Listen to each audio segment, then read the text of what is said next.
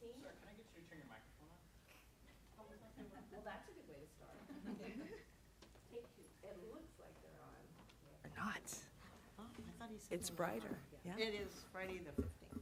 So we are here. It's the Court Reporters Board, November the 15th. It's a little bit after 11:30 at the Doubletree here in Sacramento. Please, could you do roll call to establish a quorum? Yes, thank you. Miss O'Neill? Here. Miss Lisinski? Here. Miss Hurt? Present. Miss Nocella is absent. Quorum reached. Thank you very much. I'd like to remind everyone that the proceedings of the board meeting are being recorded and webcasted. It's requested that anyone wishing to speak come forward as they are recognized. It is welcome but not required that you identify yourself. Our first item of business is the review and approval of the July 12th, 2019 meeting minutes. Everyone has received a copy. Are there any additions or I corrections? have a correction, of course. That's good. On page 6 of 10, or 6 of, or page 10. There are Okay. two different numbers here. At the very bottom paragraph, third sentence, it starts "it" and then something unclear, and it is unclear. That's right. Thank you. Welcome. Other than that, I have nothing else. No other corrections. No other Or questions? Okay. So, Okay. Okay, that appears to be all. Are there any public comments on our meeting minutes? No. All right, so with the edit by Board Member Lisinski, can someone move the minutes? I move that we approve the amended minutes. Is there a second? Yeah, second. All those in favor? Aye. Aye. I'll take a roll call if that's okay. Okay. Absolutely. Miss Lisinski? Yes. Miss Nocella is absent. Miss O'Neill? Yes. Miss Hurt? Present. Motion carries. Thank you.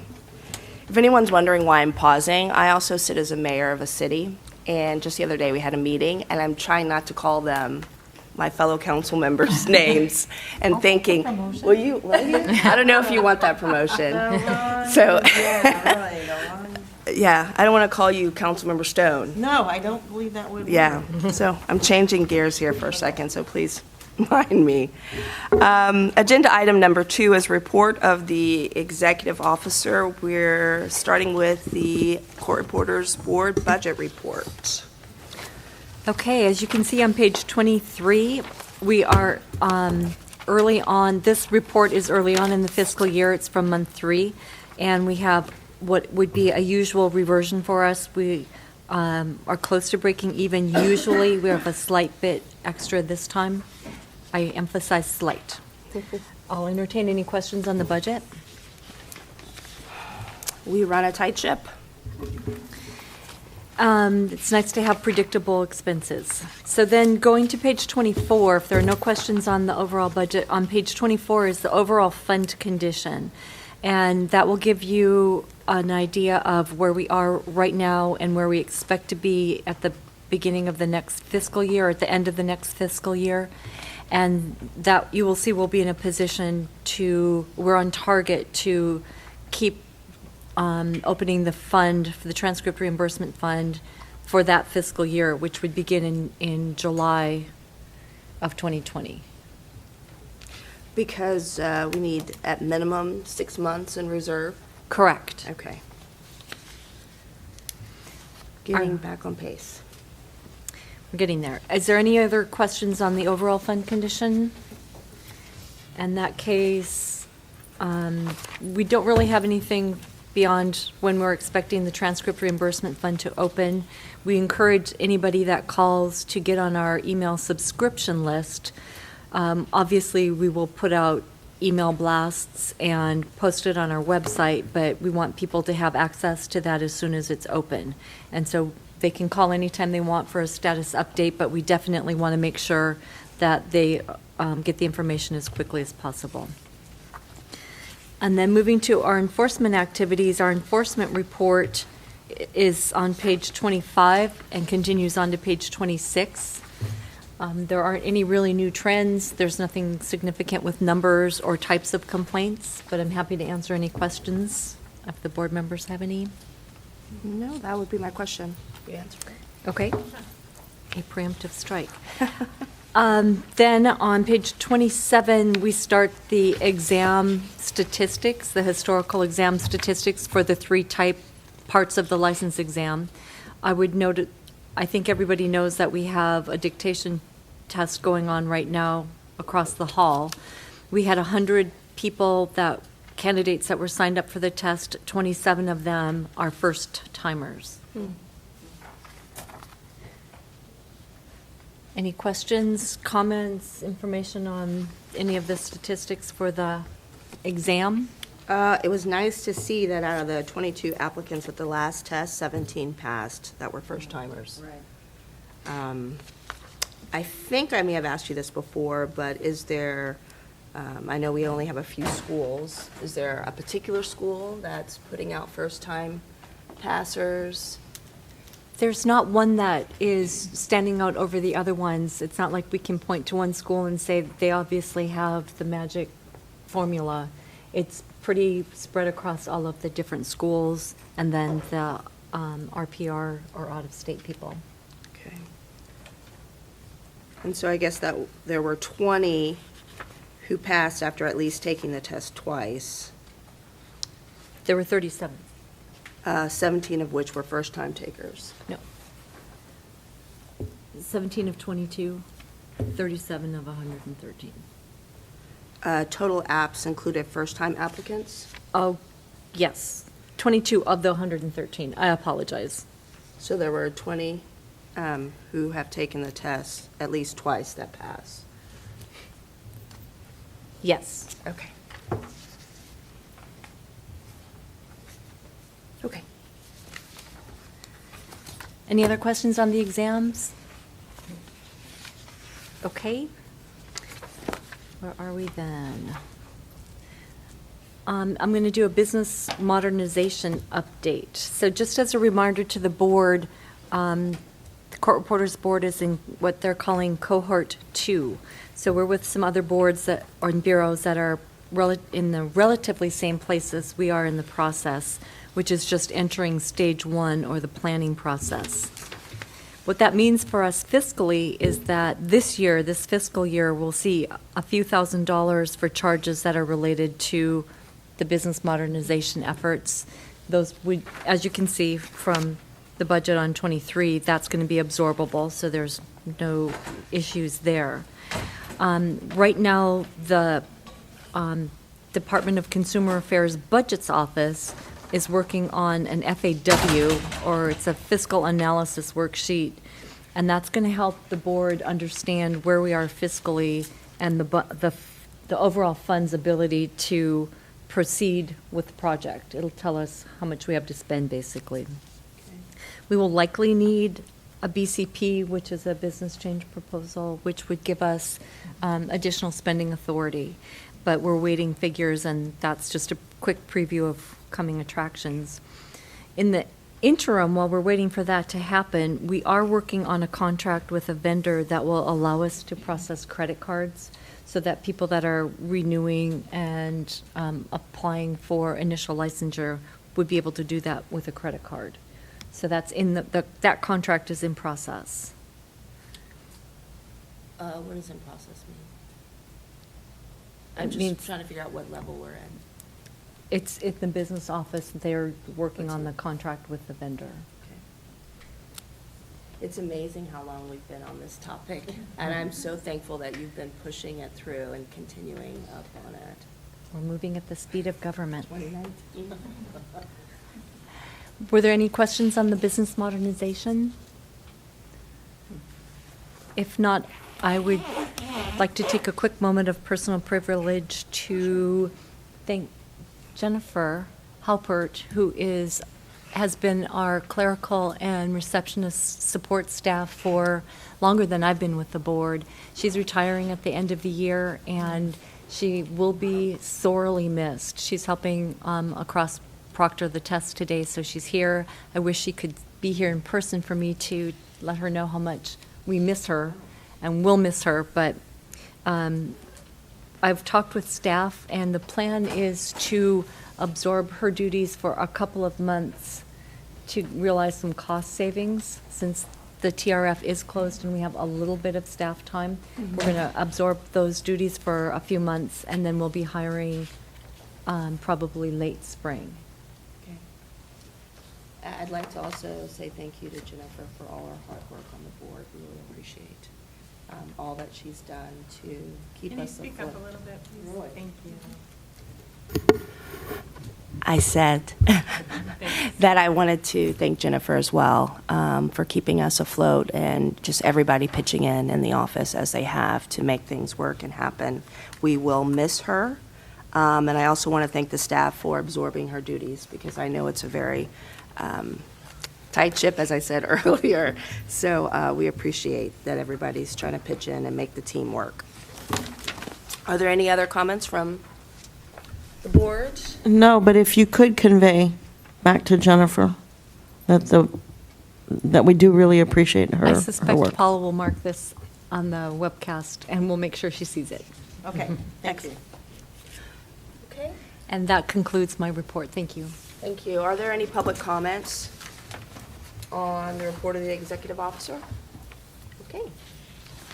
We'll move forward to agenda item number 3, the Department of Consumer Affairs update.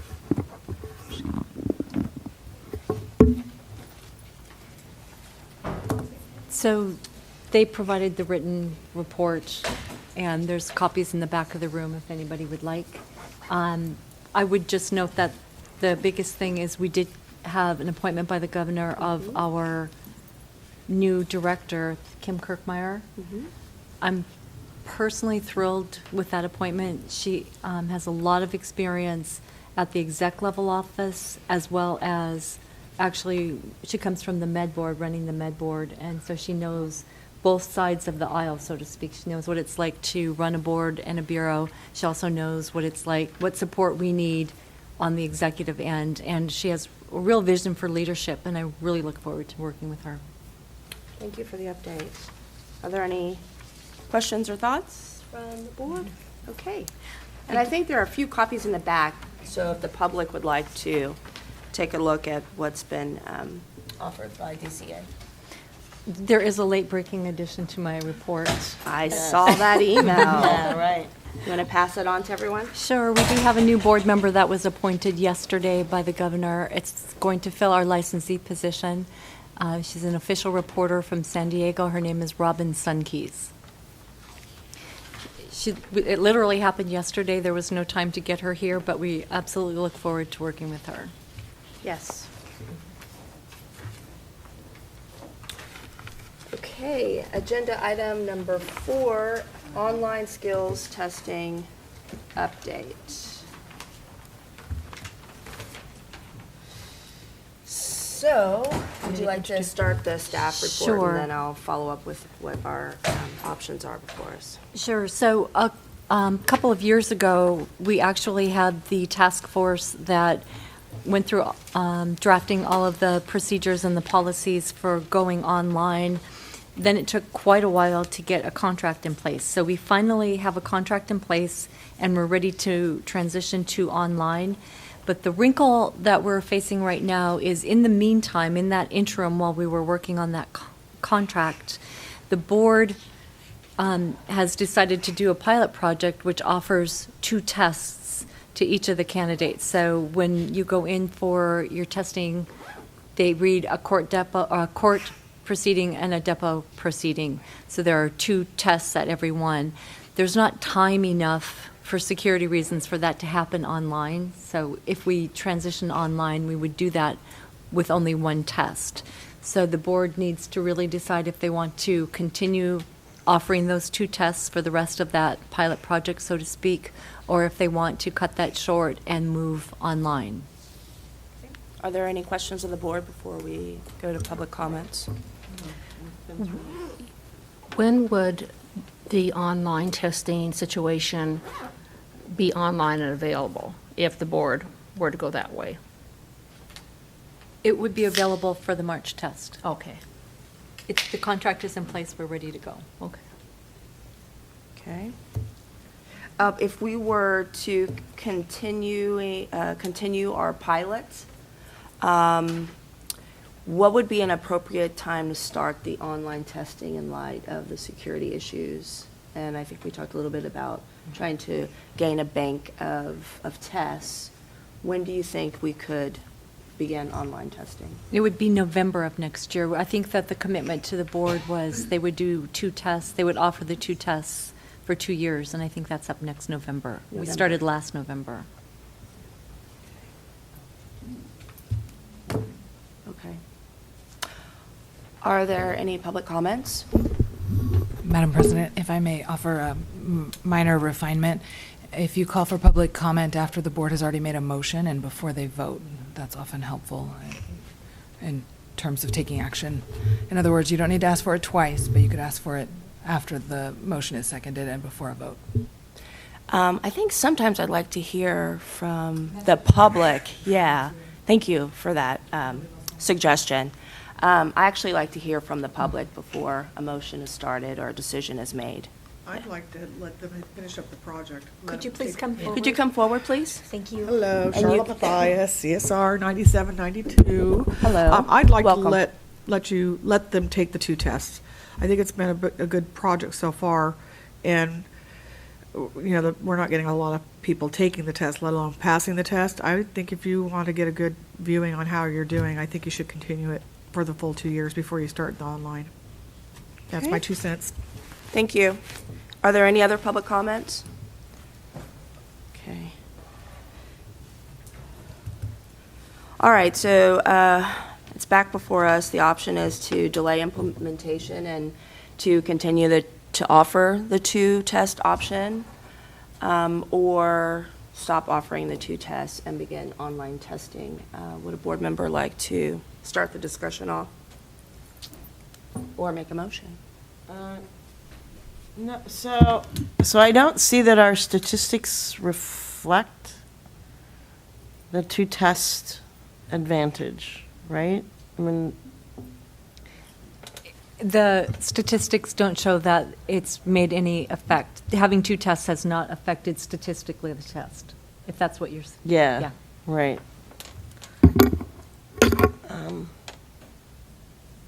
I know for myself, taking 2 tests and starting this pilot project was an effort to let the nerves go, give you a couple of options. This is a big test. I felt that way when I took the bar. Completely understand it.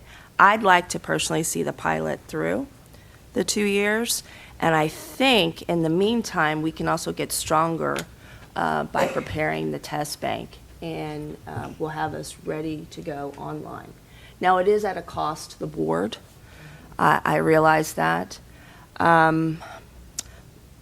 Everything's a cost to the board. But I think in the end, we will benefit from the knowledge as well as those who pass with the option of 2 tests, and whether this is a good pilot or not. I don't want to cut it short. But that's my view. I've been going back and forth on this in the sense of,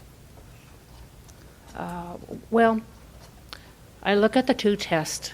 We've only had one scenario. This is the second 2-test situation since it started. We don't have any statistics to pro or con about the 2-test situation. What I've always liked about the thought of online testing is it's easier for the candidate to get there, physically, and there isn't the nervousness in the air that I always feel when I'm in the same building as a test, and that's been since the 80s when I've been in the same building as the test. It's almost like there's pros and cons for the two tests. There's pros and cons for, waiting to start the online testing. I tend to go towards starting the online testing. Let me see. The transition, as the executive officer said, it would be in March. So we'd have one more in-person testing before then? I don't know when the next test would be. March. March. Oh, okay, I see. Oh, I said online testing, okay, never mind.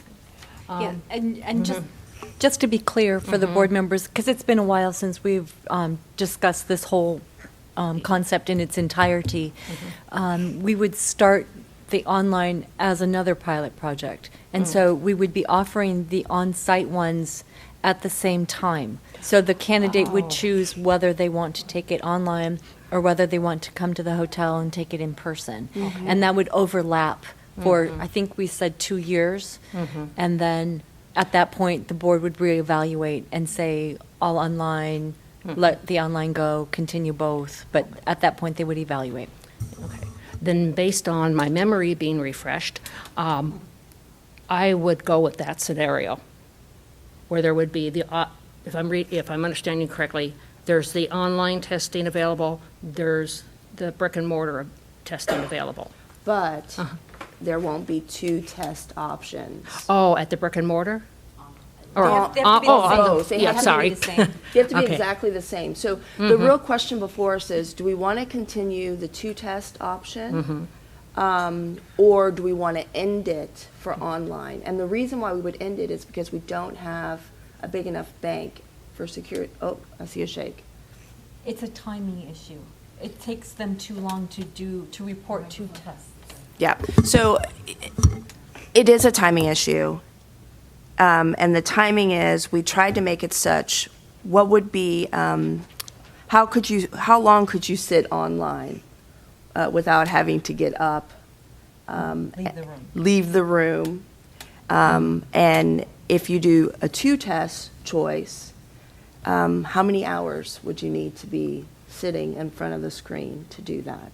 And since we want to have both in-house, meaning, at the hotel in this case, and someone online having a very similar or exact test, we couldn't do the two tests, because that online person could not sit in front of the screen that long without leaving the room. Does that make sense?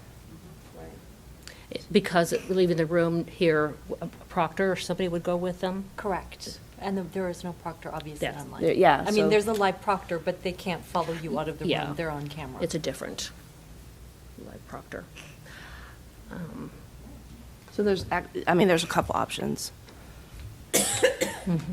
So I see that there are schools here. Would anybody like to speak on a path that they feel strongly for or against?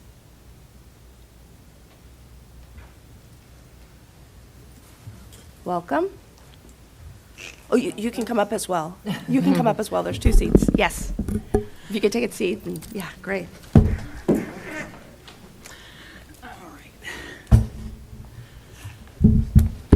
Good afternoon, members of the board. Mike Hensley, Vice President of California Court Reporters Association, and on behalf of our student members, I would just like to voice our opinion that we support seeing the pilot project through to continue with the two-test option so that we have full data to determine how we proceed in the future. We are also enthused and excited about the opportunity for online testing, both for current students who are experiencing new educational models and with opportunities to reach out to those out of the state who may be enticed to take our exam with the online option available. Thank you. Thank you, Mr. Hensley. Hi. I'm just going to jump in and say thank you. Mike was one of our readers today and did a stellar job. Oh, thank you. Many duties, huh? Thank you. Lori Yes. Dahl from Argonaut Court Reporting in Sacramento. Thanks for the opportunity. I just wanted to double check that my understanding of the online test would be there was a shorter transcription period. Would that remain the same, that it would be shorter? It would, at that point, all of the testing would transition to a shorter time. And would that be 2 hours? I believe it was 2.5. Thank you. And so if we were to do the two options, the thought was what, it would be 4 hours? How long, what additional time would that take?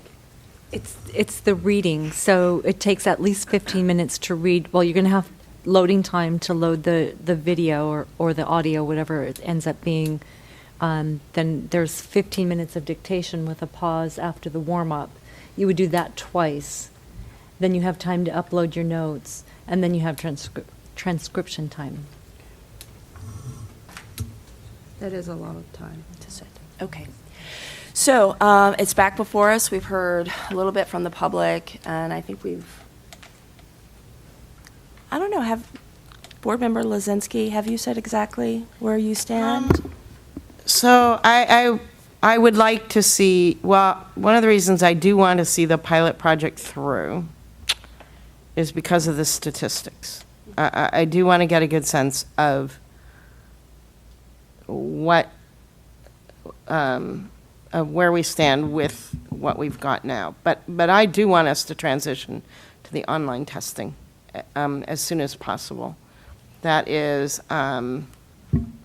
it's the future. It is also a cost measure. But I want to go into that online testing having good, solid statistics to back up what we're doing.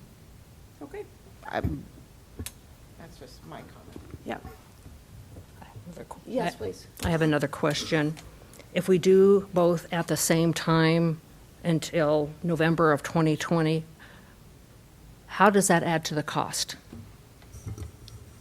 What do you mean by doing both?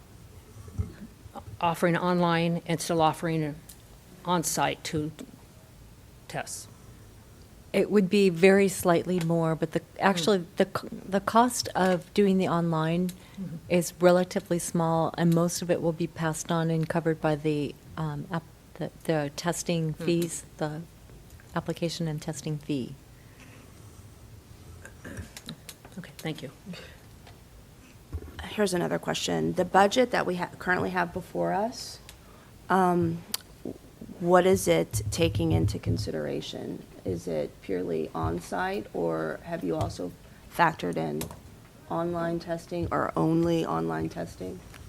No, it's only the on-site testing right now. Okay. And then we'll go back to the TRF opening as Yes. is. Yeah. I'd like to see the pilot through, and I think I hear a second person who would too. I'm struggling with, I wouldn't mind the pilot going through, but I'm struggling with holding off on the online. You know, as far as timing. So November 2019, or 2020 Mm-hmm. is too long to wait for the online testing? That's when it would start. That's when it would start. Oh, I If you see. see the pilot, if you see Okay. the 2-exam pilot project through, Mm-hmm.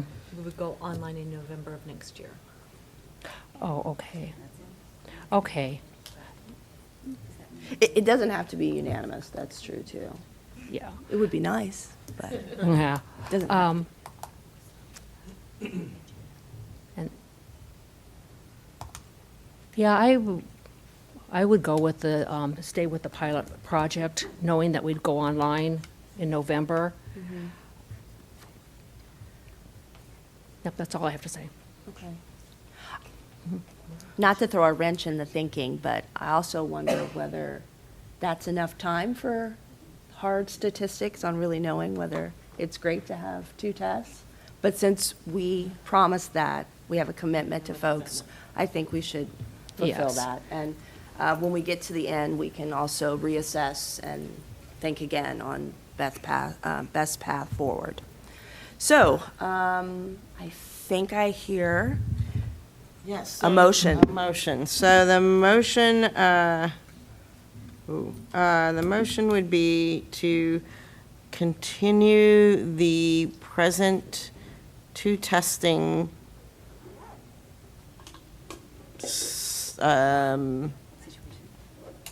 pilot that we have. Is that not right? Yes, she said pilot, yes, it's good. That works. And then next November begin the online testing. I see. Pilot. That's a pilot as well. It is. Yes. Pilot 1 and Pilot 2. Trying things out. Yeah, okay. I second. Okay, we've got first and a second. Are there any public comments? Oh. Can you explain it a little further? Like if you start the online in Could you November- come to them? Here's your public comment, yeah. Okay, hi, I'm Suzie from South Coast College. So if Can we you use the microphone? Okay, right. start the, what are we saying? If we start the online in November, are we going to still continue also brick and mortar or just online? Is it just going to be cut off from one and start No, another? it's a pilot project. I So. thought you said it started last year. I'm is what you sorry? said. I thought you said it started last year, was our first year. Two different pilots. The pilot project where we offered 2 exams started last year. Right, okay, That goes till November of next year. got it, okay. So that's one pilot project. For that one, got it. So when online comes into play, that will be a separate pilot project. And because it's a pilot project, the brick and mortars, the on-sites will continue. And then the students will have the choice of doing one or the other during that And 2-year that's also period. 2 more, okay. Does that make sense? Yes, that makes sense. Okay. We were kind of getting confused. Sure. Sorry, a lot of pilot projects, understandable. Okay. There's a lot of dimensions. It's not easy. Hopefully that clarifies it. So, Ms. Bruning, I've already done public comments. We have a motion and a second. Could you take a? One more quick question. Oh, sure. So the November test will be the last time 2 tests are offered until that's evaluated, but you're also going to offer online at the November period? Because we're offering 2 tests through November. So it'll have to be after the November. We can reevaluate it in November. Perfect. And then make the decision on online. Perhaps Board Member Lisinski would like to take out that part of the motion and just move to continue The pilot. the 2 test That's pilot. fine. So you withdraw the motion. It's already been seconded, though. And I Well, accept. isn't But- it a friendly amendment? It's amendment. Is that not? Yeah, I'm helping us talk out. Okay. the procedure. And I'm looking with one eye to respond. Yeah, if you'd like to amend your motion and you want to second that amendment, then we can also call for public comment on the Okay. amendment and then take a vote. So, So you amended. yes. Okay, and I second the amendment. Okay. So just to be clear for the public, you're amending that online testing would start at the November test. No. What you're keeping it to is that the pilot test for the, until November 2020 will continue. Right? So the second part, I think what she had said was online testing would start on that test. But as Ms. Bruning just pointed out, it may not work. It's deleted out. That's right. She's limiting her motion. Say what? Oh, no. Who what? The motion is to extend the 2 test pilot project until November of next year. Right. The amendment was accepted by Tony. Yes. Oh, yes, yes, I'm sorry. I thought you were just Is that stating a true? fact. That's true. Board Member O'Neill seconded. Okay. And you're friendly? Yes. Well, so I feel like the you're thinking still. question was then a second motion for the online? No, No. pardon me. Okay. Deal with that down the Yeah. Okay. got Yeah. it. We're just taking the online portion Right. out Okay. when it begins. We- Okay. Okay? Yeah. All right. Public comments on the friendly amendment. which is we would continue the pilot project to November 2020. That's the entire motion. No public comments? Okay. Thank you, Ms. Lisinski. Yes. Ms. Nochelle is absent. Ms. O'Neill? Yes. Ms. Hurt? Yes, Motion carries. we've only just begun. Yeah, I know. All right. Agenda item number 5 is sunset review. If we could please begin with discussion and possible action on next steps as it relates to 5A voice writing. Yes, please.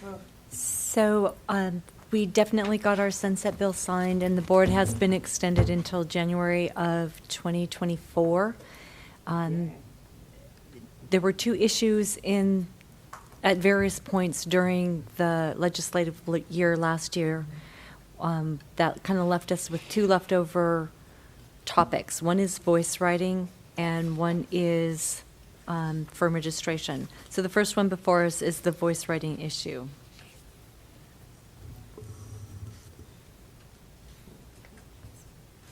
Okay, so as it relates to the voice writing, there are option 1 and option 2. Option 1 is to offer the exam to voice writers who qualify under existing law.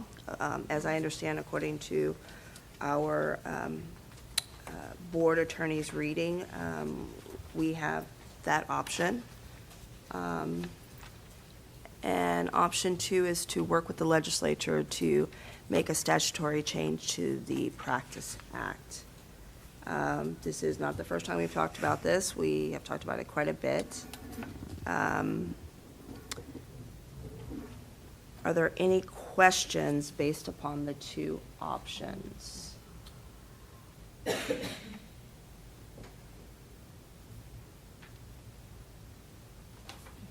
No questions? Yeah. So I'll repeat them. So there are 2 options. Option 1 is to offer the exam to voice writers who qualify under existing law. According to our board attorney, that is an existing law, and they can do so now. The second option is to work with the legislature to make a statutory change to the Practice Act. We've talked about this before, and there were a lot of folks who said, well, we want to declare whether you're a stenographer with using machine or a voice writer using another machine.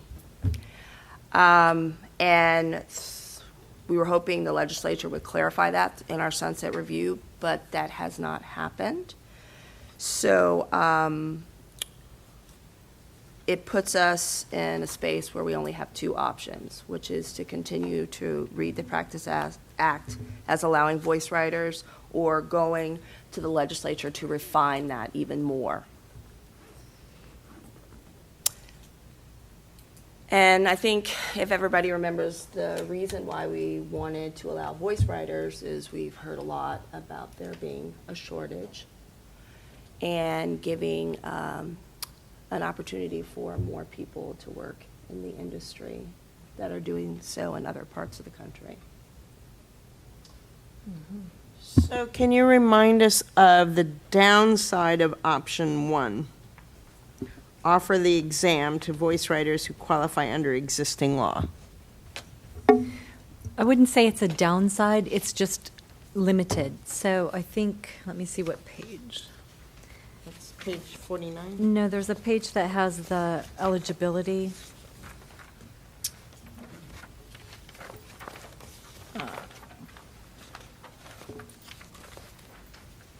It's on page 60.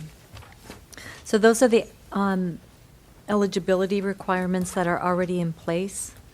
So they're pretty much geared for machine shorthand reporters.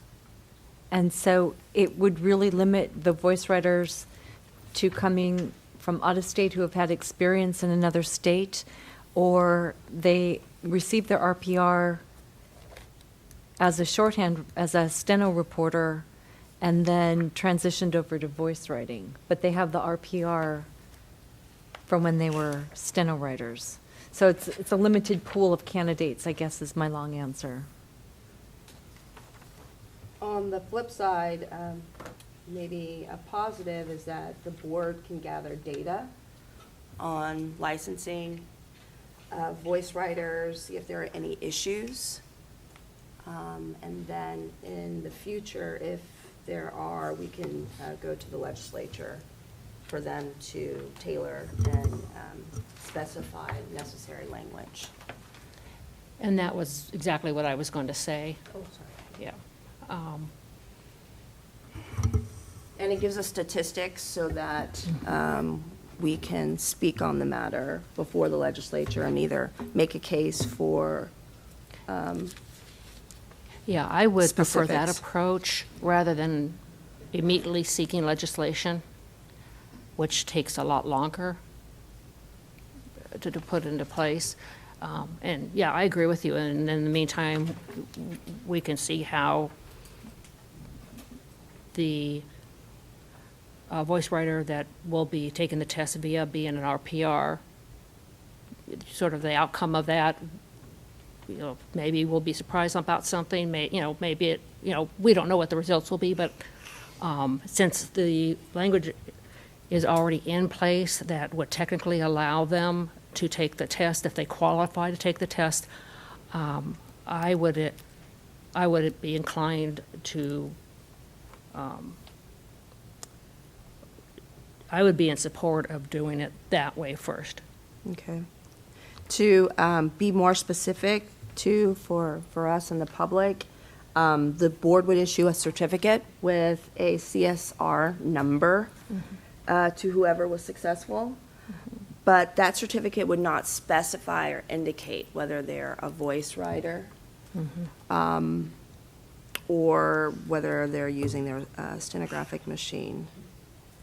So folks should understand that. And of course, they have to meet the minimum standards of practice, so they have to do everything that other applicants are doing. And they do have to take the written tests. Yes. Yes. You know. It's full licensure. Yes. And then once licensed, they have to be prepared to provide stenographic notes to the board. So things are trying to mirror one another. I see a question mark in the audience and hands raised. Let's see if there are any more questions. This also feels kind of prime for it to be another pilot test. Let's see what happens after so many years and then go back to the subject. So public comments, I see a few. And I think there might be a line. So maybe what we'll do is we'll start to fill the first two seats, and as people step away, the next person can come up. Welcome. Hi. Hi. I'm Diane Freeman from the Deposition Reporters Association, and I basically have a clarification. I'm not sure if, because we've discussed this before, and Antonia Pallone made a comment, and I'm going to make the same comment. Like, are you saying that you're going to issue the same license so that I could go and do voice writing because I have a CSR license? Okay, I just think that that's very confusing. I think because I'm not qualified, I couldn't do that, and I would not make a record. And I just wanted to say, I don't. So as part of the discussion that we had regarding that last time, I know. we would catch that in the enforcement process. If you are not a competent reporter, whatever method you're using will catch you up in the enforcement process. Okay. Well, I just want to voice that I think it would be better to have two separate, but I understand that you have to do legislation. I just wanted to voice that. Thank you. And just for the public, if we were to pursue legislation, how long is that process typically? It could be as short as the next legislative year? Yes. As long as Forever. forever? Because how long have we been working on firm registration? Not quite forever. Close to forever. Okay, next. Good afternoon, Madam Chair, members of the board. I'm Mike Hensley here on behalf of the California Court Reporters Association. a statewide association of stenographic professionals. I'd like to address the board's proposed action on voice writers. CCRA is adamantly opposed to option 1 suggested by staff. More specifically, CCRA opposes the board authorizing anyone to practice voice writing in California without being tested by the board on voice writing technology and equipment.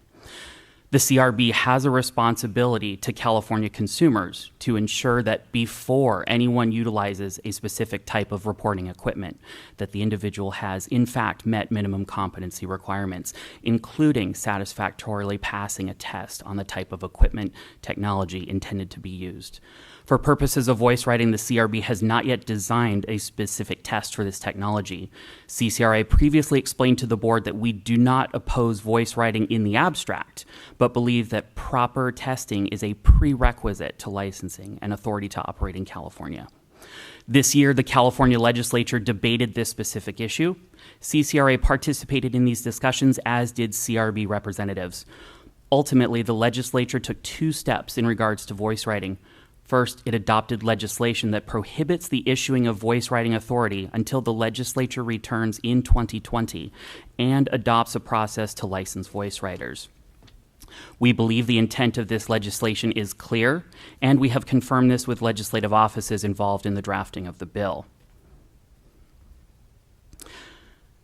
Legislature took action this year on voice writers in direct response to the CRB's effort to allow any CSR to immediately voice write.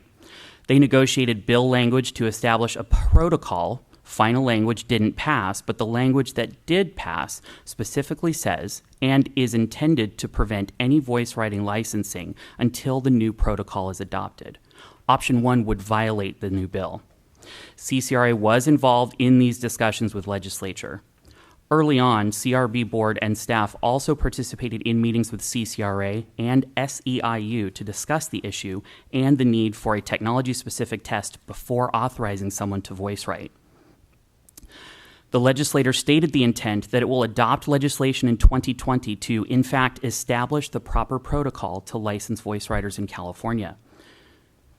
We urge the board to reject option 1 and instead allow the legislature to work on the issue in 2020.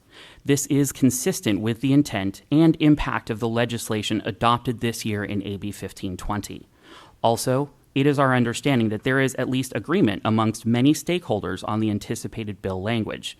Failure to wait for full and specific protocols for testing would put the CRB in the position of authorizing voice writing without ensuring that an individual is actually proficient in the practice of voice writing.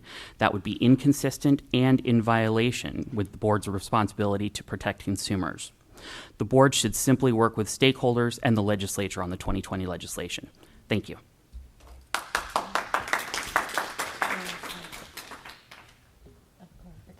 Yes, please.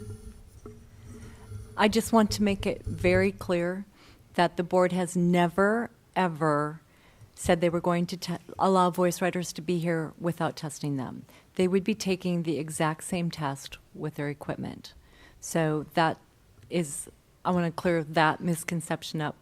That's never been proposed. They've always been proposed to take the same test we take. Yes, thank you. I was going to make that clarification. And in order to take that test, the very same test, you would have to be proficient in voice writing. And that was going to be my question, because I thought maybe I was missing something. At the current time, if they meet all the requirements, like every RPR meets requirements to sit for the test, then I don't see how we cannot allow them to come in, because there isn't anything in our language currently. Well, I do have a question about the language where it says that it shall not issue a certificate. Does not map onto the RPR? Why don't you show me exactly what you're referring to? What page, for everybody? Page 53, 80, 16.5A. Okay, so the board should not issue a certificate reported by means of voice writing means that we can't differentiate between a voice writer and a steno writer. I see. So what we have in place is an ability to test somebody on their ability to report a proceeding and produce an accurate transcript within a required amount of time. If a voice writer is able to do that, it's the exact same test, start to finish. There is no separate testing protocol, there's no separate testing requirements. As I said, the limitation is we would have to implement this under existing law, which is going to limit the pool of candidates. Yes. So in other words, that language in 8016.5 is really directed at is the fact that their certificate that they do receive will not indicate they're a voice writer versus a machine writer. That's a legal interpretation. Okay. Mrs. Bond, is there anything you'd like to add to comments regarding there's a complete prohibition that was believed to have occurred in this latest sunset review legislature? I mean, I can discuss interpretation of the bill, but it's probably my preference to wait until there's a motion on the floor and we need further clarification on what's in front of you.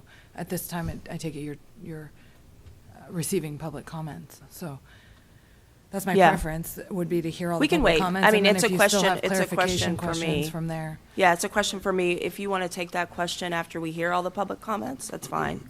But I will ask it again. And you're saying you're looking at an issue of what, the prohibition? Which prohibition? Because I'm just looking at the law that was, the language of the statute as it was passed.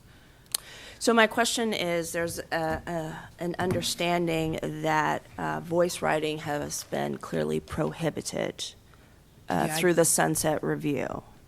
Yeah, that's not the interpretation of the statute that was passed, but I can speak more to that once we, maybe it's probably helpful to take more public comment, is my impression. Okay, I'll just re-answer the question later. Okay.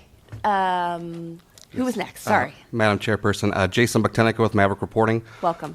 Thank you. I had a question for you. You mentioned in regards to option 1, you had mentioned that they would be taken in under the same existing laws that are in place right now, voice writers, along with CSRs, correct? Yes. What are the existing laws? Or do you happen to know specifically what that would fall under? Or? Are you talking about the eligibility requirements? Yes, you had mentioned that they would basically receive a certificate and a license, and it would fall under the same existing laws. What were those same laws that you were referring to? So the eligibility requirements are found on page 60. Okay. It is, I think, Business and Professions 80/20, and it lists out how the 5 different ways you can get into be eligible to take our exam. Okay. If that makes sense. Great. Thank you. And also, Madam Chairperson, you had mentioned that a lot of this is motivated, if I understand you correctly, by what's perceived as a shortage of court reporters in the market and an inability to cover work. Is that correct? I don't know if I would put a lot of this, but that's definitely one of the factors. Mm-hmm. And I even think we've heard from CCRA in particular about the shortage and the board trying to figure out how to help. And we've been talking about voice writing for many years. Right. And in fact, I think this is the first time that I've heard a really strong, don't do this, which is a little interesting to me. Right. I think where the fear is from an industry-wide perspective, if I may speak from an agency perspective and someone that advocates for a group of over 1,600 reporters in this state, I fear that we're watering down our profession and that we're selling off our profession for 30 pieces of silver to cover jobs that can't be covered in our profession by allowing people that can't meet those rigorous licensing requirements a CSR has to meet in order to take this deposition testimony correctly. And this extends so much farther than just testimony in a transcript. So this is literally affecting people's lives, people's businesses, people's families. These transcripts and these proceedings are literally things, as I'm sure you're well aware of, that proceedings hinge upon. Mm-hmm. And these have far-reaching ramifications, the decisions that we're making here.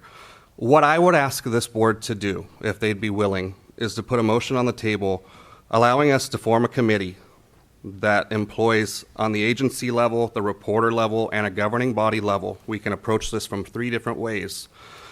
To table allowing voice writers in under option 1, as we're discussing right now, give us the time under the direction of this board to come together and to create an alternative solution. I believe we have an alternative solution to fill this gap, this perceived need of court reporters. I feel if we look at the statistics of the testing that we're doing right now for the exam, we look at the standard deviations in terms of where people are missing on the exam and how close they're coming to passing versus failing. If there's a way that we can look at those results, if we can somehow expand that, if we can put together a group to look at this from a different perspective that perhaps hasn't been considered before, I think we can come up with a better solution than what we're discussing right now.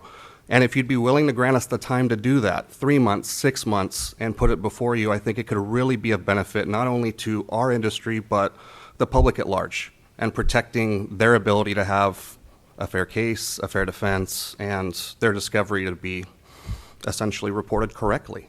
Okay, thank you for your public comment. Thank you. And just to be clear, I keep hearing repeatedly that they're not meeting the same rigorous requirements, but they are because they're taking the same test. Just to be clear, they're taking the exact same test. Right. I fear so they that- will meet those same rigorous requirements. It's just in a different form. So, thank you. We don't have to go back and forth. I agree. I do hear what you're saying, and we'll take your Thank you. thoughts and ideas under consideration. Right. And I think I misspoke just in that regard. It kind of creates a slippery slope, I think, and opens the door to a number of other things happening if we open the door to voice writing, which can be detrimental. And that's something I should have touched on, and I apologize for not clarifying that. Thank you. Thank you. And so that everyone's clear, too, our mission is protecting the consumer. So all these decisions are made in that light. Okay, hi, welcome.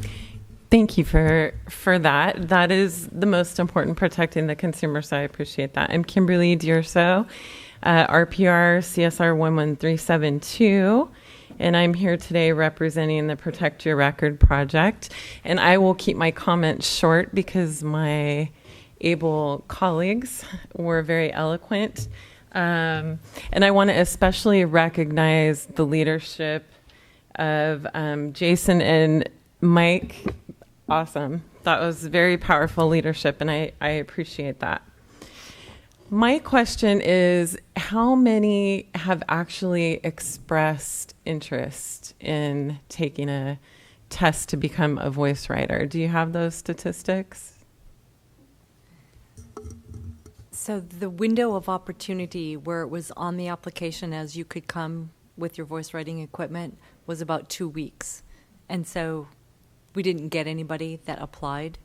The National Voice Writing Association is what kind of instigated the boards coming into considering the whole voice writing issue. Mm-hmm.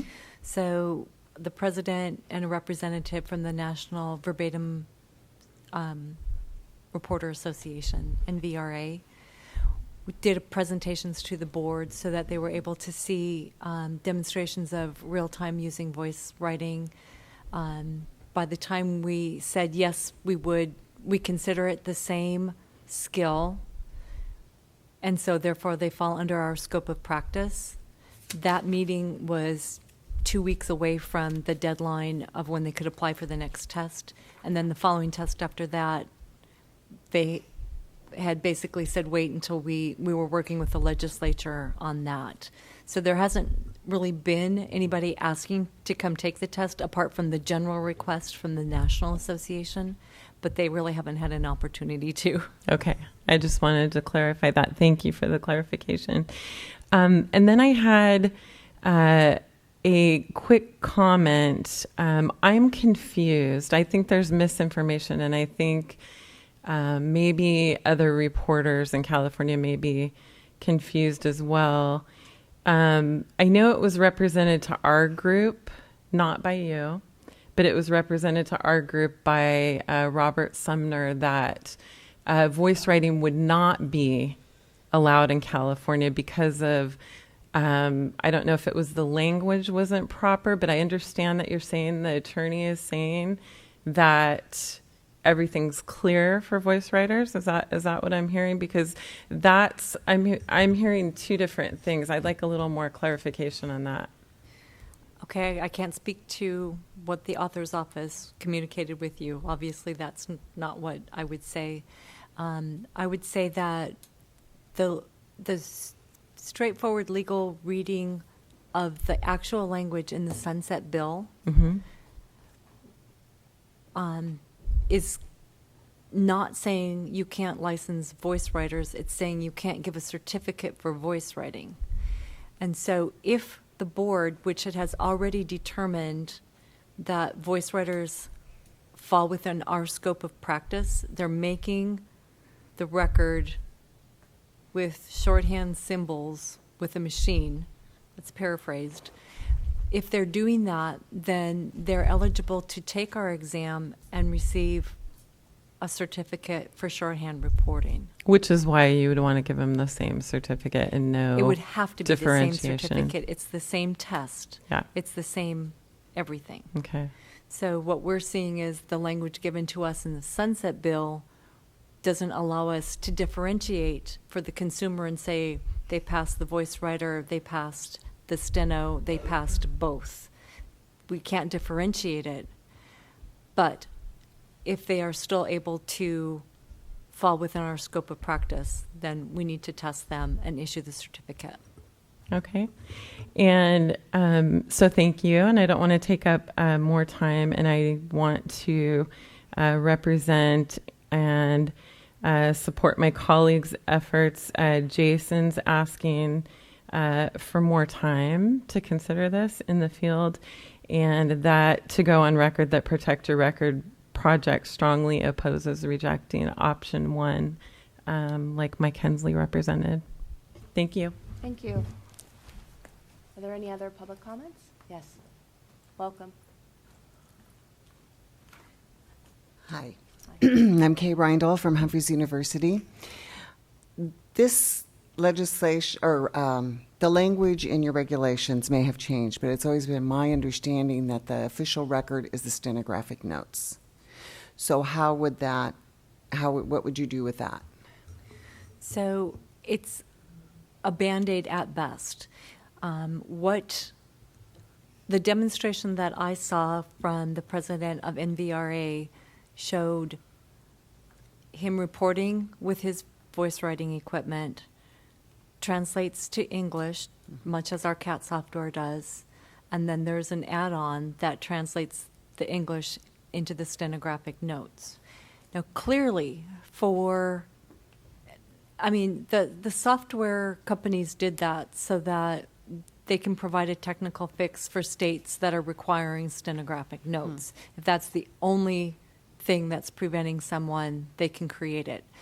Speaking as the enforcement part of our Practice Act, that would not be optimal. I might only by law be able to ask them for their stenographic notes. That's not what I'm going to want ultimately.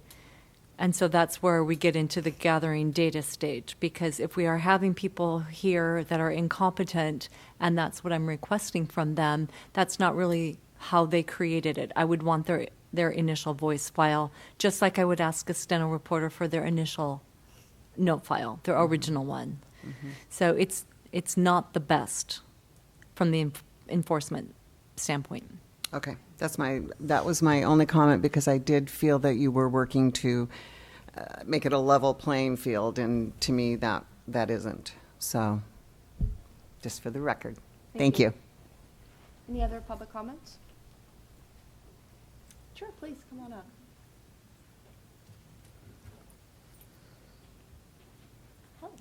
Hello, welcome. Thank you. Veronica Guerrero on behalf of CalDRA. I just wanted to offer a bit of a distinction.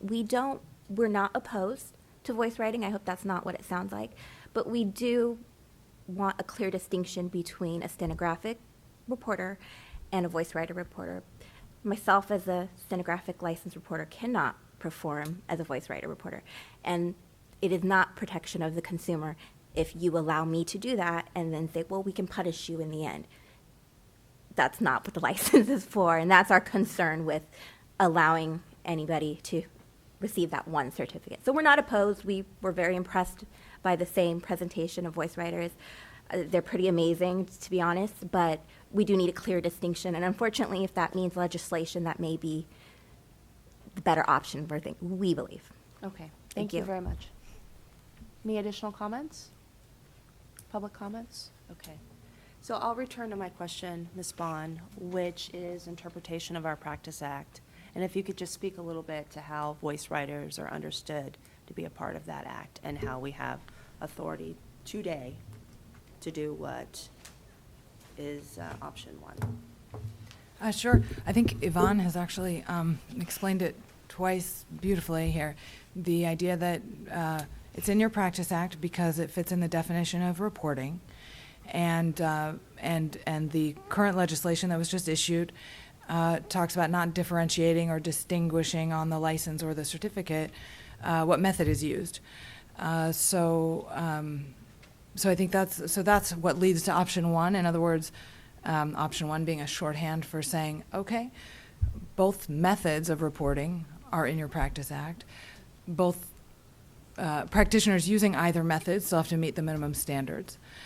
Someone, a practitioner with a license would not, presumably would not jeopardize that license by doing, I say this because we've heard some helpful public comment that's talked about how individuals have come up and said, well, I couldn't do that. And that's exactly right. Somebody with a license who could not meet the minimum standards would not use a method that didn't allow them to do that. So just like anyone else or any other licensing under DCA, to be honest, a licensee would operate in a way that allowed them to meet the minimum standards, regardless of what method that is.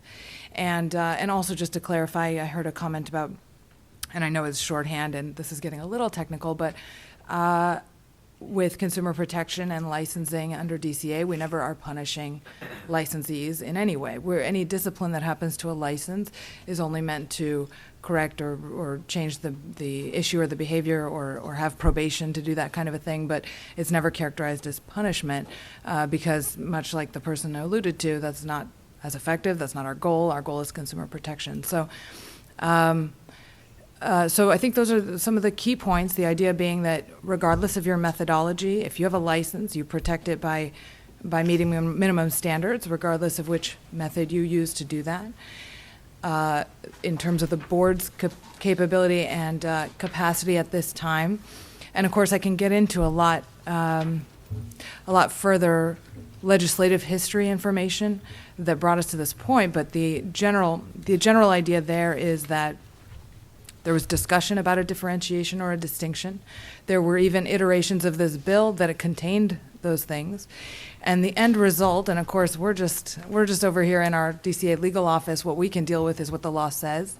And so regardless of what the path that led there is, we have the law in front of us today that says you're prohibited from, hold off, you're prohibited from making that distinction on the license.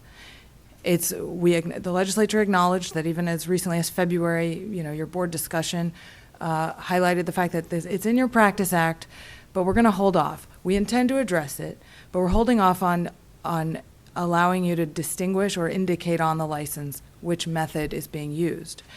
To be perfectly honest, I think that actually gives the board a lot of maneuverability and control over the situation and allowing, again, in the goal of in the pursuit of consumer protection, because as Yvonne alluded to earlier, and Madam Chair, you also alluded to in this memo, it gives you the ability to gather that kind of information, whether it's things like reciprocity or coming in from out of state and what needs or what legal clarifications might be needed to allow for either more of that or a refined version of it.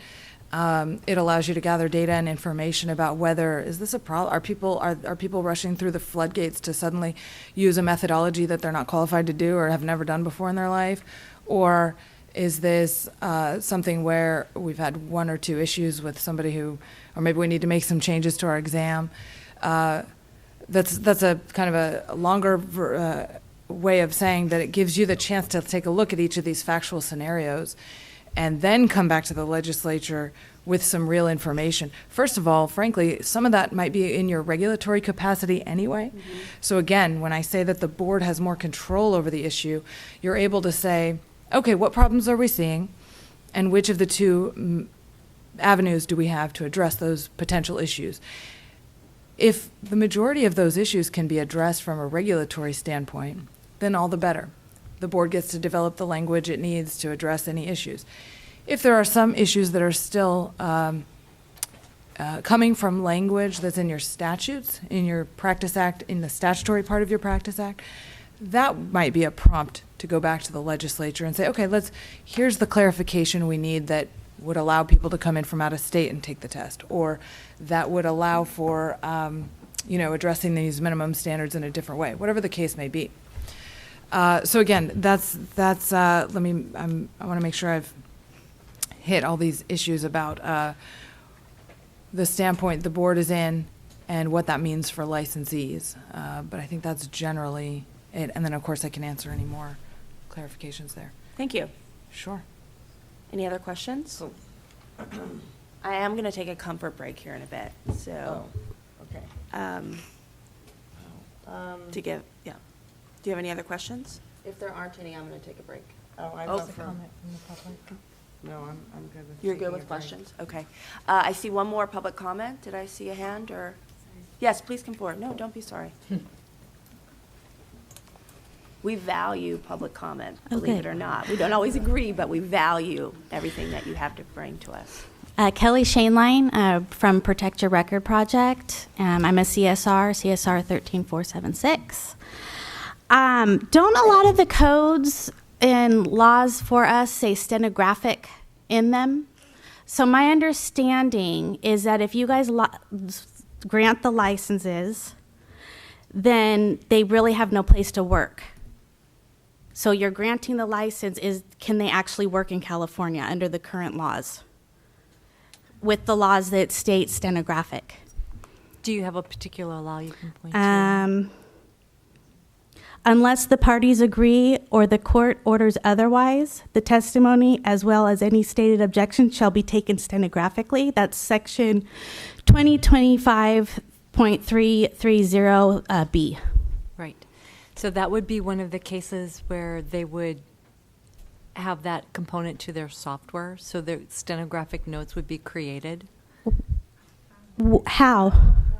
It's a dictionary translation. Well, and That's if not I may, stenographic. pardon me, if I may, keep in mind the board's purview is its own Practice Act and licensing. And so in terms of employment or other statutory frameworks and other restrictions or prohibitions on employment or hiring, that is separate and apart from licensure. So having a certificate and being guaranteed employment are two separate things. So we're going to license voice writers and have them potentially move here, and then they won't be able to work here. That's my comment. Thank you. Thank you. Any other public comment? Yes, please. Could you have to come to the mic because we're webcasting? Sure, no problem. Can you, that part's short, right? Can you read that for everybody where you're making the interpretation that you were reading from? Isn't it only like a paragraph or so that you were just referring to?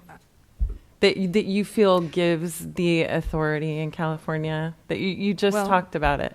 Okay, so I'm not positive what you're referring to, but I'm basing a legal interpretation on your statutory framework, the current sunset bill, some of the legislative history involved in that, and I also spoke directly to section 8016.5, which is currently in the Court Reporters Practice Act. Can you read that Out loud for you? Yeah.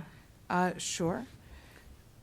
8016.5, the full statute. The part portion I that have- you were talking about that you believe that the voice writing, that's the part. I'm sorry, I'm not being. So again, I'm not yeah. based, okay, so there's two different things happening here. Voice writing is within your Practice Act. That's based on things like 8017. It describes reporting. Yvonne, our EO, alluded to that earlier and explained it in good detail. That's one component of what's happening is voice writing is in your Practice Act. That means you can, Number two, the second component, let me jump to that, is the result of your current sunset bill, the board's current sunset bill, which says, don't distinguish on that license the methodology used. We're going to That's the part I want you to read. Well, I think for the purpose of the board meeting and getting business done, that she's pointed you to different areas in which you can read yourself and others here that are watching can read to understand. But at the end of the day, she's expressed her legal interpretation of the Practice Act. Okay, and I'm its sorry. I just entirety. thought it was a couple sentences that you could read. Well, and if it helps, I mean, again, it's timing and all that. It's also in the board packet. If you're, I mean. Oh, good. What page is it? This is on page 49 of the board packet. There you Okay, go. Page awesome. 49. Thank you. Thank you very much. Oh, there's more public comments. Okay. Sure. Whoever, is there someone else who'd like to? There's 2 seats. Let's So, go. Charlotte Matthias, CSR. It sounds to me like the board is changing the definition of stenographic. That's my only problem. Those aren't stenographic. I'm looking at Merriam-Webster, and it's of shorthand. It doesn't say short voice. And if it's making it up on, I just find that that's an issue for me, is that you're changing the definition of what stenographic is. I don't care if you say they can produce their notes. That's fine and dandy, but they're not stenographic notes. I can say I'm a duck, but I'm not. Okay, thank you. Did you want to say something, Ms. Bond? I could highlight there's a distinction here between what is defined in the Practice Act as a shorthand reporter and some of the other laws or regs that may refer to later on the enforcement side what might be requested or received.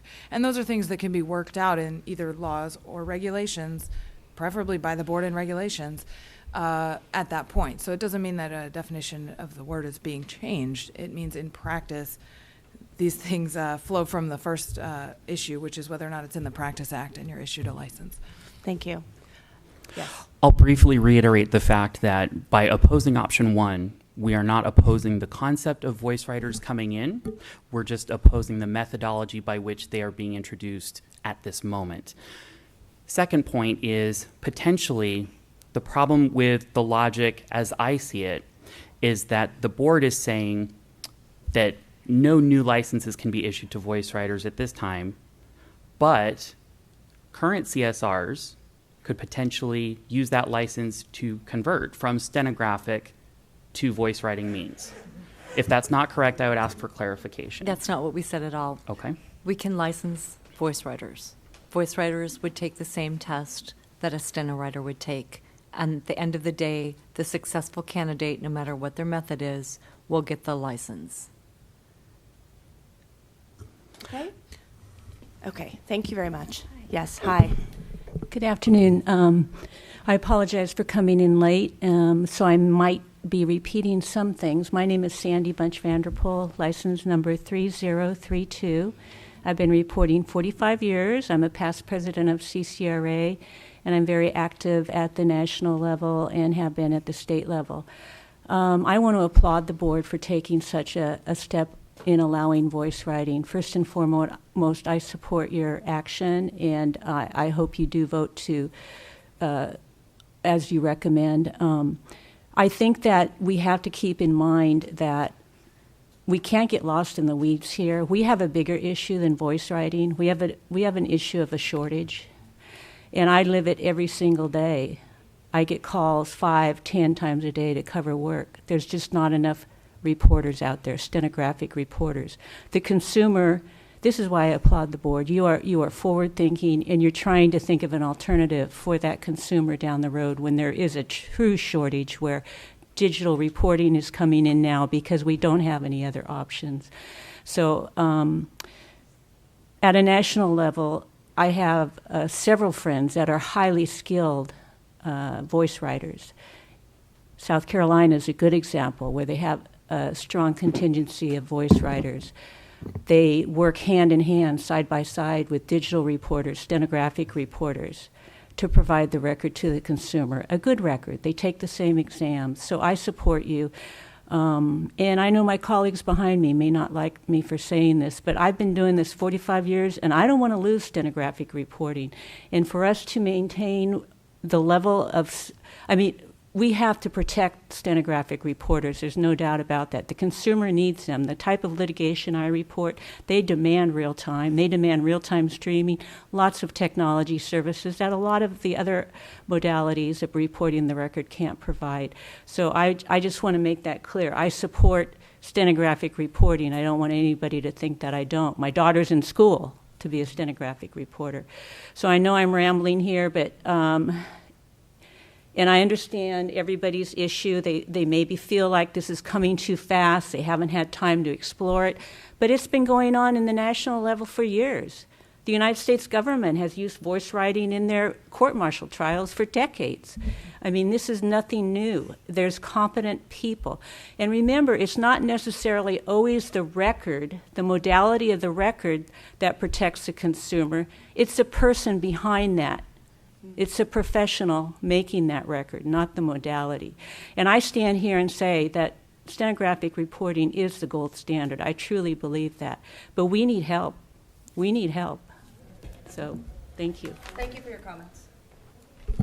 Hi, Kelly Shaneline, CSR. I just wanted to read what is in AB 1520 regarding this. 8016.5A, the board shall not issue a certificate for the practice of shorthand reporting by means of voice writing or voice recognition technology. So I'm not sure how you guys are interpreting that. That means a separate certificate. It says, but you do it by the means of voice writing. So I don't understand how it can help the shortage if once you license them, they can't work here under the other codes. That's it. Thank you. Okay, I really think it's time for a little mini break. I'm sorry. I hope everyone felt like they had an opportunity to say their public comments, and we have a lot to think about. So 10, 15?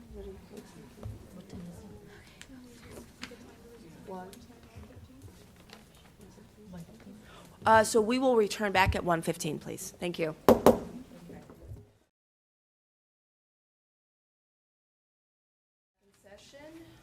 We left off on Sunset Review 5A, voice writing. There we go. Thank you. So we left off on Sunset Review 5A, voice writing. We had questions, quite a bit of public comment, which we very much appreciate and value. And now it's back before the board to discuss all that we have heard and understand. Who would like to start us off on our discussion? Nobody jump. I can start us off, I guess. Yeah, okay. Well, I know this topic has been before us for a while. It's been at least a year and a half. And it came forward because there were quite a few folks talking about the need for additional help as it relates to the shortage. And in the end, needing folks who could properly do the job, and it was understood that they could. And they even gave a demonstration. And as was stated in earlier public comment, there are folks who are great voice writers doing jobs all throughout the nation right now. And I actually remember a famous picture, I think it's at the UN, when they were doing all the horrible atrocities and genocide of the Holocaust, that there was a voice writer that actually did the transcripts. So there are people who voice write that are capable. In our case, we're saying they have to take the very same tests, so they have to be capable. And it's allowed in our Practice Act. It's been expressed to us that that option, and actually it's not even an option, it's a possibility. Folks who have who want to sit doing voice writing can do so through our Practice Act. I put forth two options, option 1 and option 2. They do not have to be exclusive. There could be an or in that. One of the benefits I see to option 1 is that we can gather data. We can gather information. So that if someone would like to lead, one of the stakeholders would like to lead with a legislative option, we're happy to sit down at the table and actually bring facts, not feelings, as to whether this is good for consumers or not. I definitely hear the comments about watering down the profession. I don't think voice writers will do that. I don't want to simplify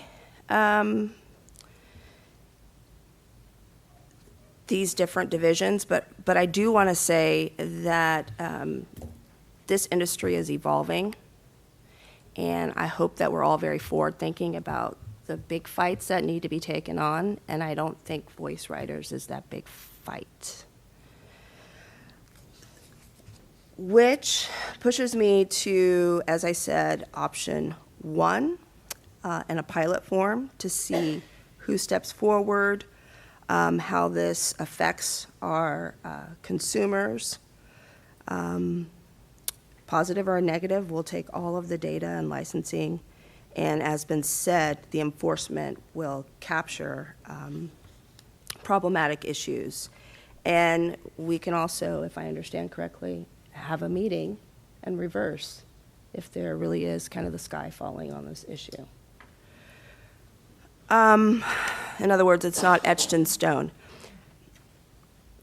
It is true that it's not terribly clear what the legislature was thinking, short of there not being 2 licenses created. But per Practice Act, it's allowed that voice writers sit for the test. So that is where I'm starting to lean to option 1.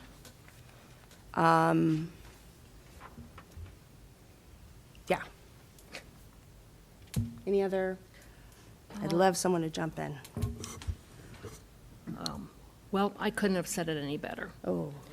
And I'm trying to quickly come up, sorry, said I couldn't have stated it any better, and I'm trying quickly to think of an additional remark, and I haven't come up with that yet.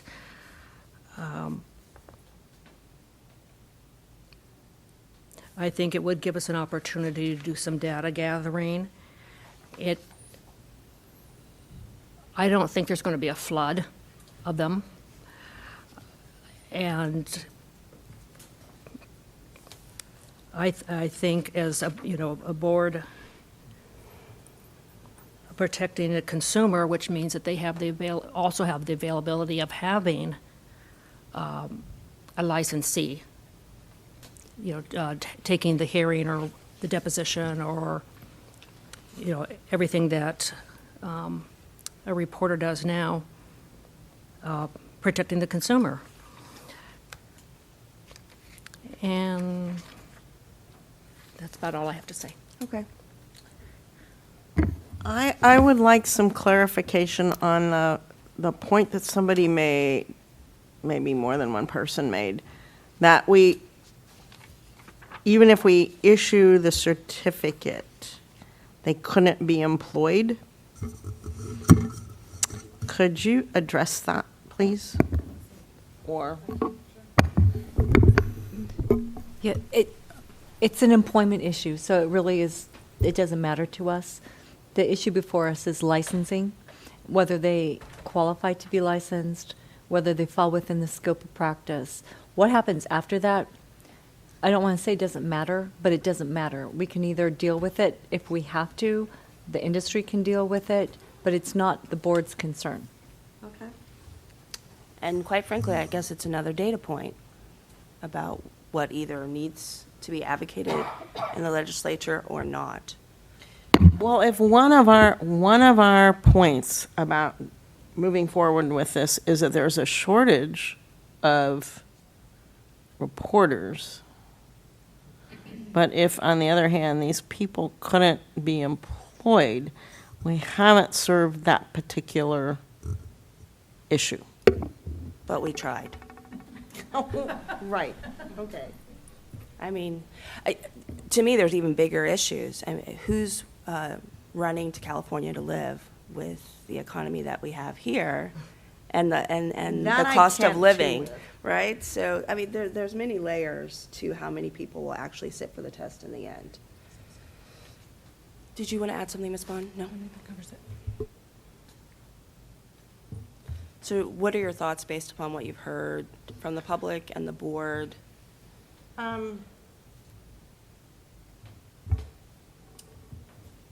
It seems to me that we already have the authority to allow these people to sit for the exams.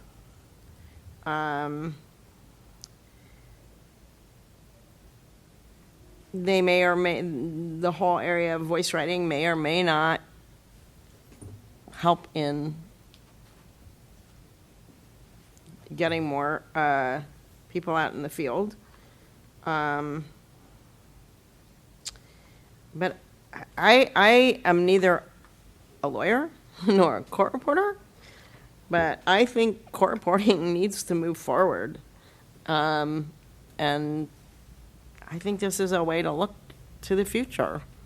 So I'm supportive of option one. Okay. So it sounds like I heard, actually the entire board support option one. And, you know, if another stakeholder would like to move forward in the legislature with a specific bill, we are very happy to work with that stakeholder. Does that sound suitable? I have a question just for our legal counsel. If there's no specific motion that has to be made because it's really status quo, it's just the staff would make it clear that we're taking this as direction from the board to put both methodologies back on the application, but we don't need a specific motion for that. Am I correct? Or is it cleaner? I think that's accurate, although with it being on the agenda this way and the full discussion we've had, it might be helpful for the board to indicate that that's its intent. Okay. Okay, so we don't necessarily need a motion. Not necessarily. Okay. If your staff is clear on moving forward, then you're good. Okay. It's going back on the application, just to be clear. Okay. Okay. So just so the board understands and the public, it's going back on the application, meaning voice writers can sit on the test, at the test, not on the test, at the test. If they meet the eligibility requirements that are on page 60, which are the existing eligibility requirements, then they are eligible to come and take our exam. We just need to know, staff needs to know which method, because even though it's the same test, we would put them in their own group, if that makes sense. Because there's a tiny bit of noise that comes from them. We don't want to distract the steno writers. It's just a logistics. Yeah, so you issue. just put them in a different room. Same room, different group. So group Okay. 1 are steno writers, group 2 is steno writers, group 3 would be voice writers, group 4 would be steno writers. Gotcha. Is there any opposition from the board on that path? No? Okay. So, yes, go ahead. I was just going to make it clear that it seemed like your comment that the board was willing to work with the legislature or stakeholders in a legislative solution pathway for clarification. It seemed to get kind of buried, so I just wanted to highlight that and make sure that that was clear. Oh. That the board was very supportive of that. Yeah, we are definitely supportive of that. But I think, at least from my perspective, we've been talking about this for at least a year and a half. At least. And one could say there's been many committees, meaning many conversations about this topic. So the fact that the authority is already within the Practice Act, I say let's gather data and find out whether this is a good, appropriate future. Yes? Anything else? Okay. All right. So Sunset Review 5B is firm registration. As everybody knows from our Sunset Review, this aspect was originally there, and it was quite controversial. So Ms. Finner and I worked on behalf of the board with the author and the various stakeholders to find a different path, which is not in the Sunset Review. So we pursued a less controversial language, and it has now turned into AB 1469. So the question for the board is setting up a task force, as I understand, to work with the legislature, as well as various stakeholders. And in order to do that, that task force, or that subcommittee, rather, needs to be informed from the board on what are clear yeses, what are clear nos, on the different aspects of the bill that is already in writing. Is that clear? So in writing right now, let me pull up. Page 61. Thank you. For example, designate a board certified reporter in charge. What does the board feel about that? That's a major aspect of this bill. It's page 61 is where it is. Hopefully everyone's had time to read 1469. The task force or the subcommittee needs to be set up, and they need to have an understanding of what the board would like to pursue. And so if you look at the major aspects of the bill, are there any where there's a definite no? Are there any points or things you'd like to see in the bill that you don't see so far? Can I start? Yes, please. So I'm always looking at it from enforcement. So on page 62, which is the proposed 8050 F, like Frank or Fenner. It's page 62 in the board book, and it's proposed section 8050 F. Subsection F like Frank. And it says an individual or an entity that violates this section shall be subject to a civil fine not to exceed $10,000 per violation. And in moving forward with the legislature, I would propose that we urge them to make that an administrative remedy rather than a civil remedy, so that it's more accessible to the board and it's more comparable to the existing actions that we take over individual licensees. So how would that be worded differently, or? I would just have them mirror it. I would have somebody who crafts legislative language do that. But our powers are already in legislation for what we can do over individual licensees. I would just have that mirrored here rather than this civil fine. That's my suggestion. I'm supportive of that. Yes. Because the civil fine means we have to go to court. Mm-hmm. As we all know, some folks have deep pockets. We could be there forever. Well, if they're a corporation, they can. Yes. Okay. I will then go back. So the certified reporter in charge was not an issue for folks to pursue. If the reporter in charge model is okay with the board, it bothers me, but I don't. There's a part of it that makes it pretty much meaningless, in my opinion, because there's no action taken against the reporter in charge unless the reporter in charge has knowledge or knowingly participated in it. I think that's a threshold of proof that will be unable to be proven. So I'm not opposed to the reporter in charge model. I just don't think that under this language, it will be very effective. Had knowledge or knowingly participated. Sorry, page 63, Yes. 8051, A2. Yes. Very last sentence. Yes. Yes. Well, doesn't that still put the burden on the court reporter? What burden are you thinking about? I just feel that the court reporter is left to shoulder a lot of burden of any misconduct, even though it says is not knowledgeable of. Can I just Yes, make sure that please. you're clear that this is the reporter in charge model? This is somebody who has been hired to keep the corporation on track. It's not the reporter that goes to report the proceeding. Okay. I think there might be a Right. disconnect there. Okay.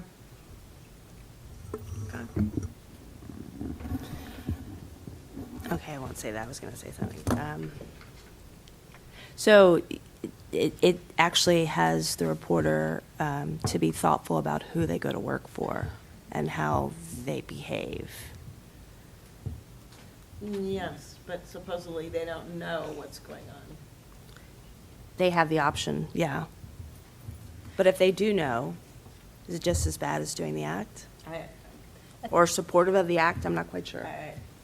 This would be like a broker in a real estate action. Okay. If that makes more sense. I don't want to mislead you into thinking that we'll be taking action on the reporter that showed up to report the proceeding. Exactly. Yeah, It's- okay. It's the broker. Okay. There's somebody that's licensed, that's hired by this company to keep them on the straight and narrow, so to speak. Okay. All right. I just want to be clear Yeah. on that. Okay. Does that, Yeah, that's better than having just that poor little person out there shouldering all the blame. and then the entity or the firm also can have their registration pulled if there are violations. Yes. So it wouldn't just So- be the reporter that would be penalized. Okay.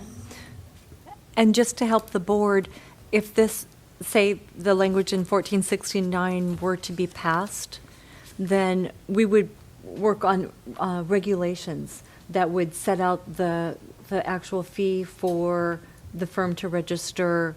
Probably, we would set out, this is what would happen if there's a violation. This is the due process that the firm has and can say, I want to do this or don't want to do that, or, you know, what, kind of set up some similar guidelines. This is pretty broad language, and then that's where our regulations would refine that a little bit. One thing I had question on, and maybe it was not the proper reading, but it says the bill would make a registration valid for 5 years. Where are you? Right. On page 61. And I just thought, well, a court reporter has to, This is summary language, so I don't think you have to worry about it. I didn't see that 5-year thing anywhere in here. oh, it's not embedded. It's not actual language. The only 5-year I found was in relation to the reporter in charge. So this, if your problem is with this language, this is summary language. Okay. The actual language of the bill starts on 62. I think my problem was that it was in there at all. And so somebody Okay. We can, thought about that and put it in, and maybe that person is still around and thinking about that. Well, but if it isn't even in here anywhere, right? well, the only, as I said, the only 5 years I found is on page 63. 8051 is the section, B like boy 3. And it's just saying that the entity within 5 years before submitting the registration can't have like disciplinary action or whatever. I'll just throw that out there, just in case. As we all know, the bill gets amended many times over and over, and actually everything that we talk about right now may be mute in a few months. Right. Yeah. Oh, you pessimist. I know. We're realist. But since someone thought enough to stick that in the digest there, I thought I'd bring it up. Okay. Otherwise, I don't have any other issues to discuss about the bill as it states. I'll take public comments.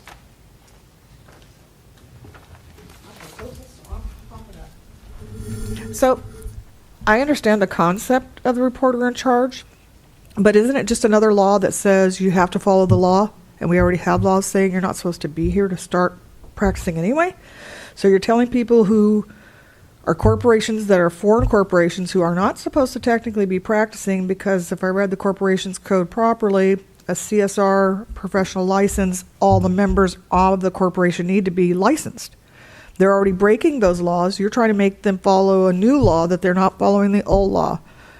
So if they're running red lights, they're not going to stop running stop signs. I mean, I just don't see that a new law telling them you need to follow this law because you didn't follow that law is necessarily going to work. Do you have money in your fund for the enforcement? That's the part. If that's the part. I mean, it's already have something now we can't enforce, so how are you going to enforce this one? Thank you. This, under firm registration, there would be a published list on the website of corporations that are in good standing, so to speak. That would include licensee-owned firms who are already set up under 8040. They don't have to re-register.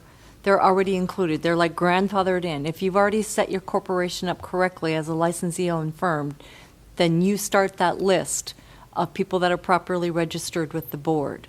But in addition to those licensee-owned firms, people like Happy Days Court Reporting that's owned by a venture capitalist, what have you, they can also, with a reporter in charge, apply for and become registered. That list of firms would be your ticket to practice in California. In here, it says that you, as a licensee, may not work for somebody that's not on that list. So you immediately dry up the labor source for anybody that's not here. Anybody that's on that list and decides, oh no, I don't want to follow whatever law, as you say they're running the stoplights, then we take them off the list. And then nobody can work for them. Okay, are there any other public comments?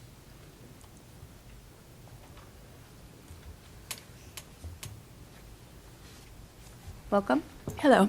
Diane Freeman on behalf of DRA, and I have something to read on behalf of DRA. This is from DRA. This is our thoughts. Cal DRA enthusiastically supports AB 1469 by the chair of the Assembly Business and Professions Committee because it offers consumer protections and powers for this board that are significantly stronger than the bills previously sponsored or supported by CCRA, Cal DRA, and the board. Protections which, in fact, would make this the strongest law of its kind in the nation. For example, AB 1469 requires first-in-the-nation mandatory pre-screening of unlicensed entities applying for registration to determine whether the existence of any record of disciplinary actions in other states or even civil lawsuits should bar a firm from practicing here. There is a consumer protection for this profession seen nowhere else in the nation. This protection permits the board to deny the ability of a non-licensee corporation to practice here to protect consumers in a manner similar to how it could deny a license to a reporter like me. This is a terrific pro-consumer reform not seen in the two other bills we have worked on together. AB 1469 also offers another first-in-the-nation protection for consumers not seen in our other bills. AB 1469 requires mandatory revocation of the ability of a registered entity to do business in California for certain violations, including if the corporation invades the scope of licensees. These will be the strongest punishments in the nation, and along with the requirement of a reporter in charge, reduces the risk of unlicensed corporations engaging in unlicensed practice. The bill also offers consumers of court reporting services the same protection enjoyed by consumers in every other profession where unlicensed corporations have been permitted, namely, a requirement that only a licensee can oversee, another licensee performing licensed functions. Without this requirement, this profession would be the only one in DCA that would permit unlicensed corporations to supervise and control licensees. Why is this a problem? Because it would deny consumers the protection of only being served by licensees when doing licensee work. This not only makes AB 1469 a stronger consumer protection than our other bills, it protects my license from being characterized in the legislature as being unnecessary for consumer protection, and that is a big deal. Nearly half the states in the country do not require licensure for court reporters. If the law in California were to say that unlicensed people could, uniquely among all the licensed professions, be trusted to oversee licensed court reporters performing licensee work, what a horrible message that would be sending to the legislature about why our profession should be licensed at all. And to protect reporters in charge, the bill prohibits the board from taking action against a reporter in charge unless the reporter knew unlawful the conduct was occurring. In sum, AB 1469, authored by the chair of the key committee overseeing this profession, not only includes the consumer protections seen in the bills we have previously supported together. The bill also offers comprehensive, nationally trend-setting consumer protections that are better than what we proposed and supported before. This is why CalDRA supports Chair Lowe and AB 1469. Thank you. Any other public comments? Okay. I have a comment. Oh, sure. Welcome. Thank you. Kimberly Durso, Protect Your Record Project, CSR, RPR. I spoke about this issue when it was AB 1520. And it's a bummer to see it now put essentially back into 1469. And I wanted to clarify, did I understand right that, did you say right at the beginning that you worked on the language and you brought it? Did I understand that? No, I did not say that. Okay, what did you say about the language? I said that there was firm registration language in 1520. Right. And that it was a very controversial piece. Mm-hmm. And so we worked with the author to make that bill less controversial because we did not want to be sunsetted. And in the end, it was taken out of 1520. Okay. And placed in 1469. But that was purely the author's decision. So, nothing that the board said, do this. Got it. Thank you. So I understand that. So you didn't have knowledge of it being placed into 1469, correct? So when it came before us, I think if you remember at the last meeting, a lot of us talked about being surprised that it was included in the sunset. I remember this. Yeah. Yeah. So again, so did you know that Lowe was bringing it in 1469? Did I know? Yeah, that language is now being introduced with a modification of language, but it's essentially 1520, the RIC language. So your question to me is, did I know that it was going to go into 1469? Right.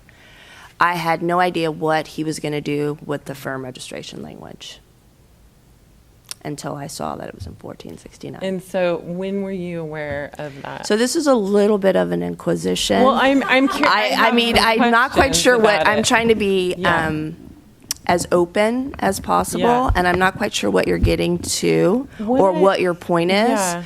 But I think the back and forth is not useful for the business.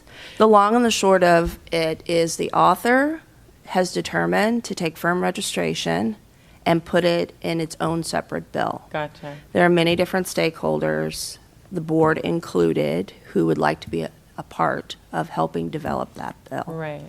We're set before you right now to create a task force and talk about what different aspects we support or do not support. Well, so I'll raise my hand. I'd like to be on that committee or task force as one of the stakeholders, if possible, for Protect Your Record project.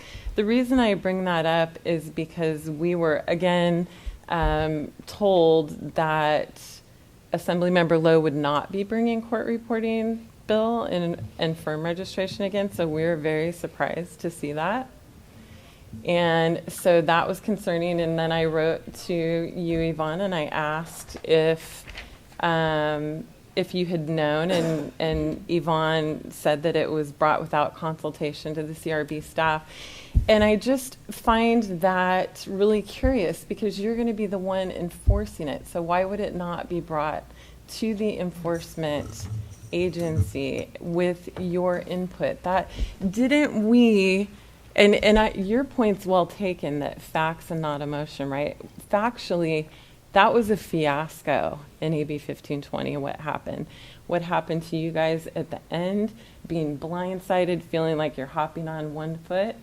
What I would like to represent is in 1469, our group asserts, Protect Your Record project, that we don't make those same mistakes, that it's not backdoor legislation that's being worked on, that you guys are included in the conversation as the enforcement officer. We've had these conversations about the ability to enforce, your budget to be able to do this.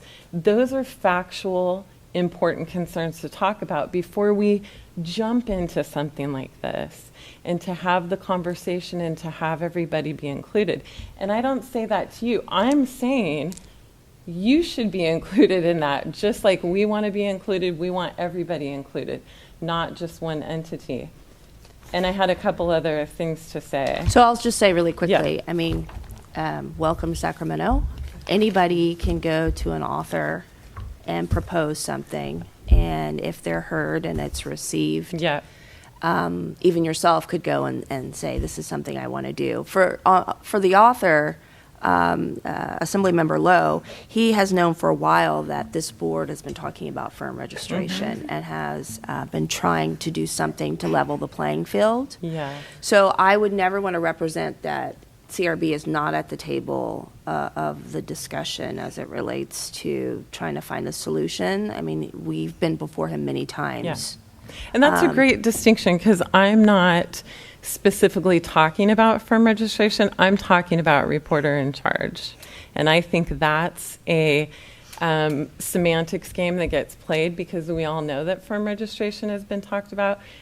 Our specific issue as a group is to address reporter in charge. We do not think that it has been thought out and major stakeholders have been given a chance to come to the table together, give their input, bring their facts and their statistics for why they think it's not, let's say, well-baked yet. And I brought up to you last time, the comparison that gets drawn is pharmacist in charge.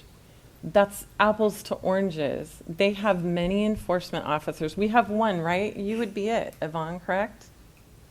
We have one full-time enforcement analyst underneath me. Right. And I don't see how you could possibly take that on money-wise or just physically as a human being. I think that opens up, you're already stretched thin. So that's the one thing that I wanted to bring up about that. I want to make sure that you, most of all, are included, because you're going to be enforcing this. It's going to be all on your shoulders to enforce this in California, so that you're heard, what will provide you the tools to be able to actually do something like this realistically, because we don't want to be idealistic. We're in a crunch here in California. And so what were your additional comments? So my additional comments, thank you. This 2-year bill, it would start when? 1469. Oh, I think the best person to talk to would be Assemblymember Lowe, who's the author of the bill, as to what his horizon is on this. How do we implement your help, Madam Chair? We've communicated and reached out to Assemblymember Lowe's office 6 individual times, and we haven't received word back since 1520 failed. And so, like you're saying, this is politics in Sacramento, and that we can go and we can assert ourselves and we can create and be part of legislation. We're not getting that receptive opportunity. And so we want your help. What do we do? Well, will you invite us as stakeholders into the conversation? Because you haven't been, as far as I understand, right? It's just Lowe's office that's bringing it. Well, I don't know who Assemblymember Lowe's office is working with. Well, I know they're working with DRA. Okay. So I would suggest that you work through those channels. We are always open to whatever comments to inform us about how we advocate for what we believe should be in the bill. But as far as insisting on particular people being at the table, that we, as I understand, is not within our purview. We're not the author of the bill. Yeah, but you're going to be enforcing what happens. So that's crucial, right? It is crucial that we have a seat at the table, which we do. Okay. Let's see here. And then, so are you taking a position on 1469 yet? We have not taken a position. As I said, we're tasked to create a subcommittee to work with the author and staff. Okay. Okay. Are there any other comments? Yeah, I have just a couple more and then I'll be done. Does the CRB have the money and the manpower to enforce AB 1469, Yvonne, in your opinion? Yes. Okay. And, well, I'm sorry, Ms. Bond had a... It's fine. This is just a general reminder. But again, we're taking public comment. But if we can receive that comment, we can make clarifications as needed. But of course, we're not in a position where we need to be. This isn't necessarily going to be a back and forth or a deposition format. So if there's anything that you'd like to submit further. I'm sorry, it's a really important issue to me I and don't to mean to diminish reporters, the more importance, so but than I'm voice speaking to writing. the structure of the board meeting. Yeah. So that's all I can do. Okay. Got it. Okay, I'll be quiet. No, I think I want to be clear. It's not really necessary for you to be quiet. I just think that there are a lot of topics, and this is a board meeting to do the business of the board. And I think all the questions that you have, while valid, probably need to be taken in a phone call with our EO, and maybe not in this format. You have made it clear, though, your position that you're concerned about 1469, that you do want to be at the table. Assemblymember Lowe and others have seen this. And so your voice is heard. Thank you. Can I make one comment? Absolutely. If I just wanted to clarify on your concern, which I appreciate, can the board afford to do it? That is part of what the registration fees will be going for. So if it's a problem, we can expand the enforcement portion of staff. We don't charge the fees for no reason. So it would be kind of the cost of doing business is to make sure that we can do the oversight. So that we will get that additional money, if that makes sense. Okay. Hi, Charlotte Mathias. So I heard a couple different things that I wasn't sure which way you guys were looking at it. And it was about the reporter in charge, not the individual reporter, but the one that's the broker, as Yvonne said. I think they need to be on the hook, not if they don't know or anything else. There's no point of having a reporter in charge if they have that out. So either they are all in and they better pick who they are going to be in charge of, or they're not in. But to say you're only responsible if you knew, it makes the reporter in charge moot. It's ridiculous. Either you're in or you're not. That's my opinion on that. So take that one and maybe kind of work with that, because I think it's silly not to have it. Thank you. Any other public comments? Yes.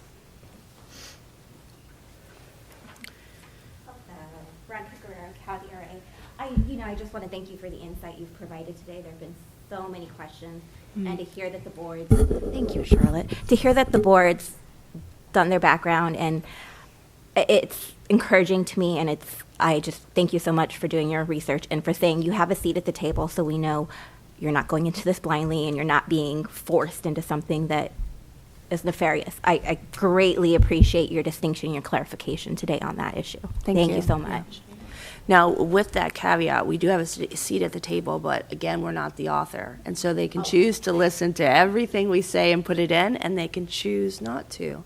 But at the end of the day, our governing body is the legislature, so we will do what we're tasked to do. Any comments from the board after public comments? Okay. We do need to set up a subcommittee. Who would love to be on this committee? On the board. Well, traditionally, a licensee isn't on this kind of committee.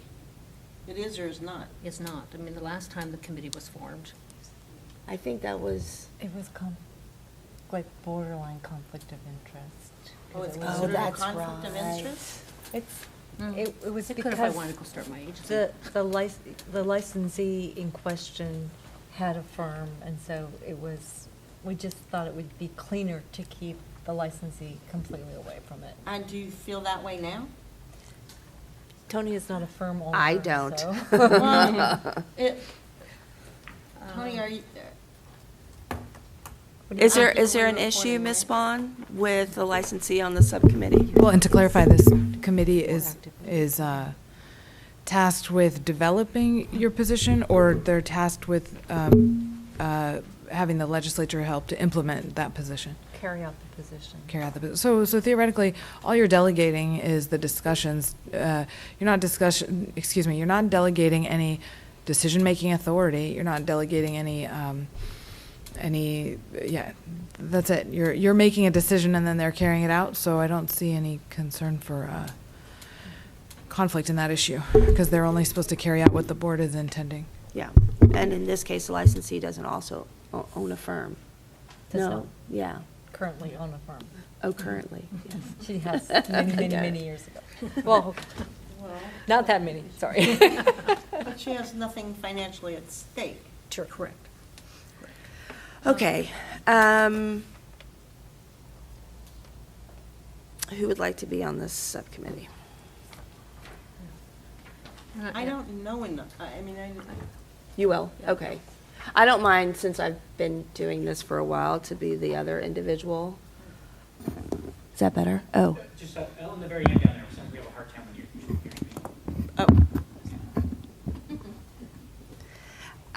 you're. So if it's a two-person, Board Member O'Neill and myself. Done. Is that done? Okay. We don't need to vote on that, do we? I think it was a consensus. Yep, okay, good. well, there's only one other person here. I think. Dodged. Check. I could change my mind. Well. Right before the vote. Okay, Yes. sorry. All right, agenda item number 6 is legislation, discussion and possible action. Let's see. So there really isn't action on this item. It's kind of we always leave that in just in case something comes up from when we post the agenda to when we report on it. But what you have before you is what happened with all of the bills that we followed last year. So it either notes that they're chaptered, which means the governor signed them, they're a done deal. He vetoed them, in which case they're also a done deal, but they're not passed into law. Everything else is technically now a 2-year bill because we're in the middle of a 2-year legislative cycle.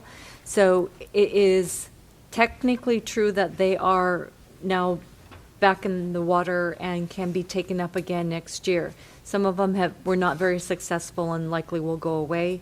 Some of them may be amended and come back strongly. We won't know that until next year. My point being, there will be no more legislative action officially on these the rest of this year.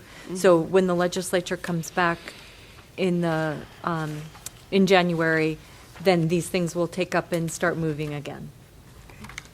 One thing I thought was interesting was AB 253, remote court reporting. The bill will authorize Santa Clara Superior Court to conduct a pilot project to study the potential use of remote court reporting. Is that remote, not removed? Yeah, right. Oh, yep. Okay. It was chaptered, so that is proceeding forward. Wow, okay.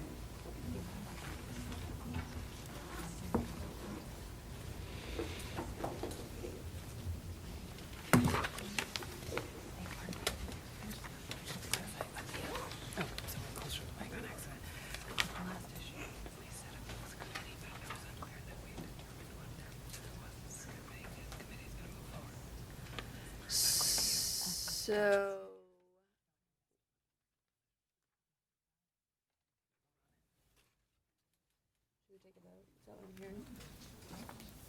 Do you want to take a break? yeah, okay, let's take a 3-minute break. 3 minutes. So are there any questions or comments on the legislation agenda item from the board? No? Any public comments? No? Okay, we'll move on then to agenda item 7, regulations for AB 2138 implementation. This is merely a status update. And I will just let the board know that the particular regulations package is still in the pre-approval process. Okay, any questions for staff? Any public comment? Okay, agenda item 8, the strategic plan. This is an update on the idea of the educational outreach to the state. Okay, there we go, that one. SoCal STIP discussion. Alrighty, would staff like to say anything to kick us off? I or- mean, the background summary is found on page 71. The board spent quite a lot of time in town halls to find out if there is consumer harm and what that would look like. At the end of the day, no position was really made. An offer was made to perhaps reach out to the bar. I can say from the staff point of view, that has not happened, not because we haven't been busy with other things. Typically in legislative years, especially a sunset review series of years, staff time tends to be a little bit short at the court reporters board. Yes. Okay. And if I remember reading, the minutes too, it was kind of my independent suggestion that that's a group we could reach out to, but at the end of the day, the board did not say they would do that as a board. We actually directed the staff to just determine education pieces and be prepared to disseminate a position. Yes, do you have a comment? Well, this is an area where I just don't see how we have jurisdiction. The legislature has not given us jurisdiction over this. Yes. Any other comments or thoughts? Okay. Any public comments? I'm back. Hello. Ms. Mathias. So I brought this back up to the board back in 2015, and we had our little town halls and all that jazz. And again, you did say you were, I can't remember if it was Davina or Yvonne, somebody suggested the education, and it was kind of a, yeah, we'll go that way. And I even volunteered to be on a committee, but you were in the middle of a sunset review, so we knew things were waiting, but that was 2 sunset reviews ago. So I know it's really maybe not the jurisdiction to educate the bar. We said that in the first place. But since I asked for this to be brought back up because nothing had happened, a judge in Kern County, which I attached, is not allowing the SoCal STIP in Kern County. So it puts us as licensees in a pickle every time they enter. What if they enter a SoCal STIP in Northern California? That's clear. We say no, they won't. Placer won't take it. We put our foot down up here, but down there. Let's say they say, okay, we'll let you do it. And they go to Kern County and then it's not allowed in. The consumer is being harmed there. Whether the attorneys caused the harm or not, it doesn't matter. the harm is happening because the judge won't allow the transcript in. She point blank said it, that they will not allow it. And I would love the board to revisit the SoCal STIP again and perhaps have some of the legal opinions looked at again by the Attorney General's office again. I really don't believe they can stipulate away our duties. And I know that Richard Manford wrote you guys a letter with some actual sightings that you can look at, case sightings. And then with this judge, he's not saying, or she's not saying actual harm. It's potential harm. This board will never, ever in a million years see actual harm about the SoCal STIP come to you, and I'll tell you why. Let's say the attorneys stipulate the transcript. Okay, our hands are clean. You guys will never hear anything about it. Meanwhile, one party is changing exhibits. They're never going to come to you and say, hey, the reporter listened to us and stipulated the original, and now it's been compromised and our client's been hurt. They'll never come to you. You will never see that. If we seal it and they open it up, change it, put it back in an envelope, they're not going to come to you on that one either because we did our job. They'll go to the judge.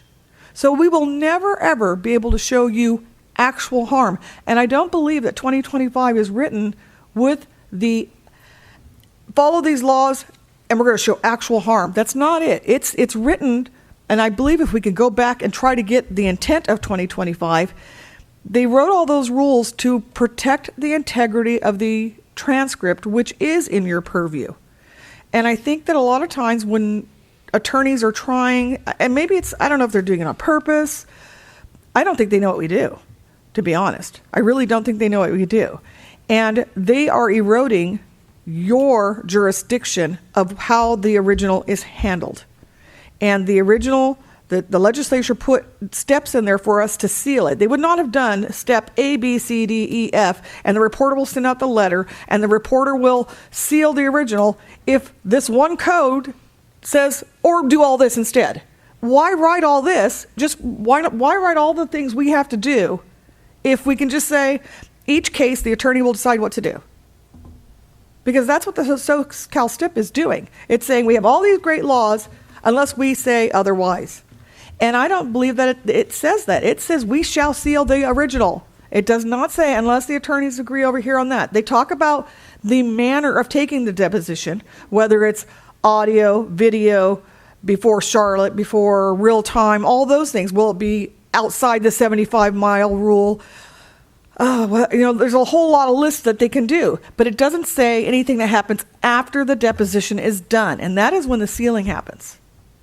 So if you don't want to work on the education, which I will say, Tara Cunha and Jason have done a whole lot of the education on down south via Facebook and some classes he's been giving, but I really think that it needs to come from this board too, along with the SoCal STIP, just so you know, on the educational aspect of this is, and the attorneys not knowing what we do, they're asking us to do things that are rather secretarial and we can't do. Can you go back and fix every time I said John Doe, I want it to be, Mary Jane.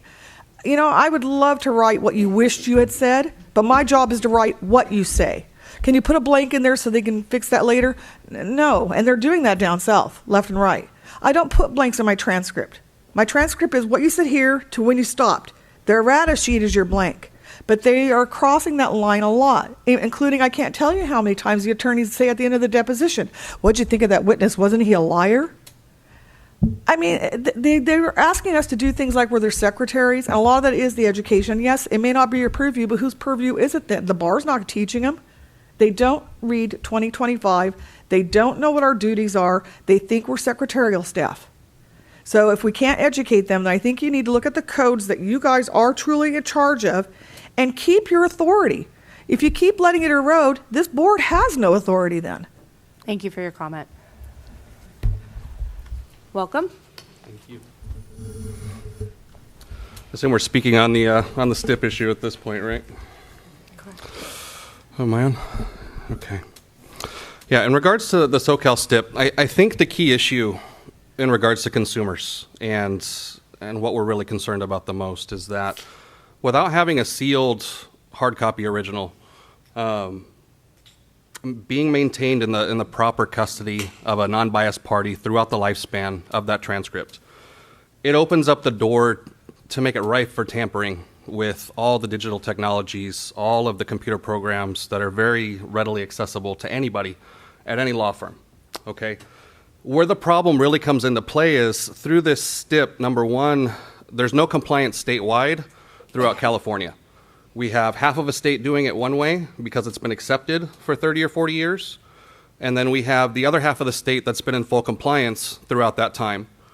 And the intriguing thing to me is when attorneys do come up to Northern California, they know that they're not going to be able to stipulate, and they don't even try to engage the Southern California stipulation in Northern California. So that tells me that there is a very clear understanding from these attorneys that they can get away with a practice in a certain locale versus another. It also says to me that they understand what the code is and the purpose of it, but if they have an opportunity to circumvent it in a certain venue, which they do in Southern California, they take advantage. So I think the key issue here for us is, number one, we want full compliance statewide. To be able to enforce these things that we're asking for, we need compliance in Northern and Southern California.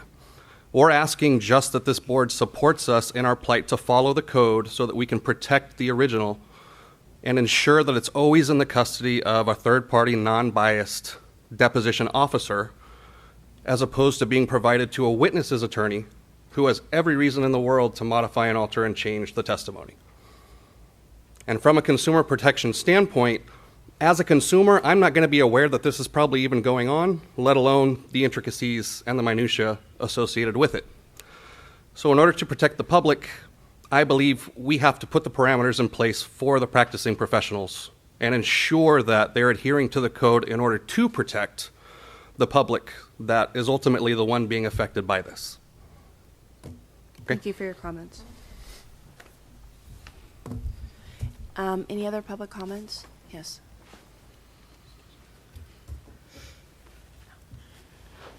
Hello, Mike Hensley, CCRA. Mike. Yes. And CCRA wishes to speak in support of the concept of seeking unification across the state so that reporters can understand as a united front that it is their duty as the impartial officer of the court to uphold the code that governs their actions in their profession.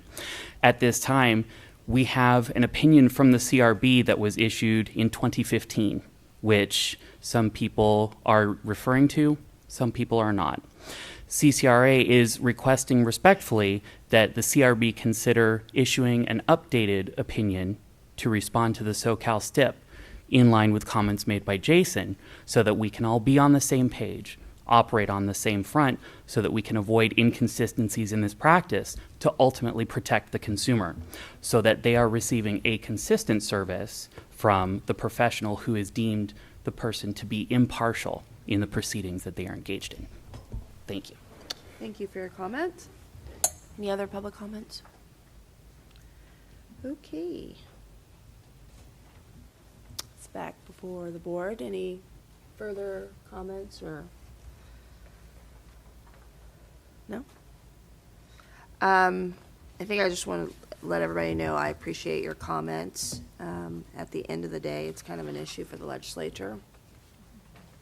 There's codes of authority that conflict. That's the short of it. And it's not within our authority to change that conflict. A question I have is, have we penalized a court reporter for not following the STIP? I know you think that's a yes or no question. No, I know it's not, but I want people to hear your thinking. So each complaint is handled individually, and it really is case by case, and that's not just to throw it off, but there are so many details. One detail can change completely the answer to the question. So the easy answer is no. There's not been anyone that has followed the code and then been sanctioned for following the code.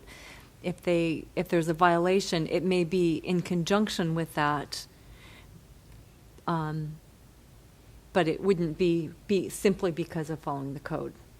I'm trying to speak in generalities. I understand. Okay. I understand. I hope that answered your question. It does, and I think it was more just for the public to hear a little bit of the thinking on enforcement.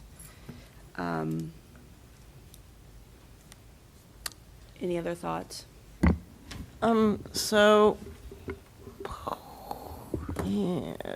because I really know so little.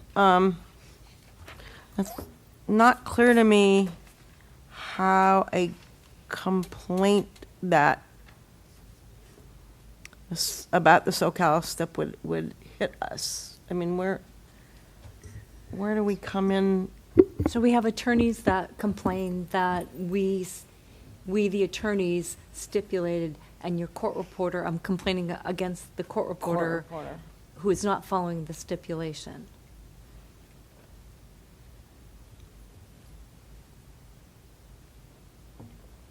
Okay. And you're saying that's not happened, though? It has happened. It has happened. It has happened. Attorneys The complaint have put in has- complaints, but we have not. not. Type of complaint Right. has happened. In general, it would be difficult for the board to take action against a court reporter for following the code. Exactly. Exactly. But I'm not going to say that unilaterally, because there may be an issue associated with that that might end up in action in a particular complaint. So speaking in general terms, the code is there for a reason. You have to Yes. violate it in order to get in trouble. Right. Sorry, I'm just struggling with. And, the board has made a statement on this. Yes, And we there have. are plenty of board meetings that have talked about how we feel about this. There's not more to do. I think if folks in the public feel really strongly, this is an act for the legislature. Can I ask a clarifying question? Are we still public or are we out of public? Come on down. So Yvonne, you said there are conflicting, oh, sorry. Charlotte Mathias. There are conflicting codes, but who was the last one to look at them and say they are conflicting? Was it back in 1996? Because I don't She think. didn't say that, I said that. Oh, no, okay, well, but there are two codes that's where the attorneys say they can. But there are attorneys in Northern California say that's not what that means. So I would like the Attorney General currently to maybe look at it and see They don't have the authority. who has the authority to say It would whether be they're a conflicting or judge not. that would interpret the law. Is the what? A judge. So how are we ever going to get this before a judge?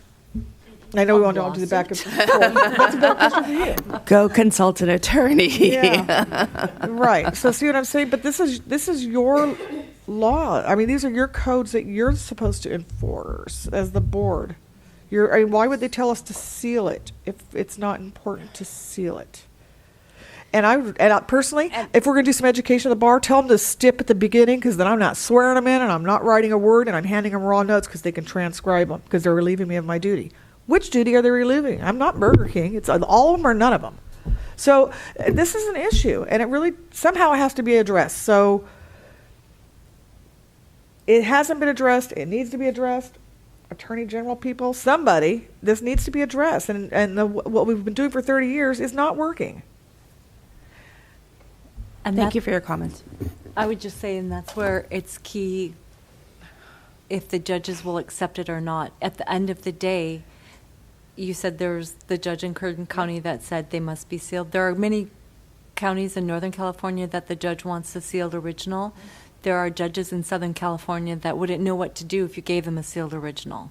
And so that's where the difficulty and the difference in practice comes from, because ultimately it's what the judge will allow in his courtroom. So then we don't need continuing education of the bar. We need continuing education of the judges in Nevada when they go to judges college. Take that on, Oh, yeah, there you go. Next time I Well, the visit CJP, judges I'll talk. are bar certified, so it would make its way. But anyway, do you have any thoughts? I guess I could state a couple clarifications or comments here.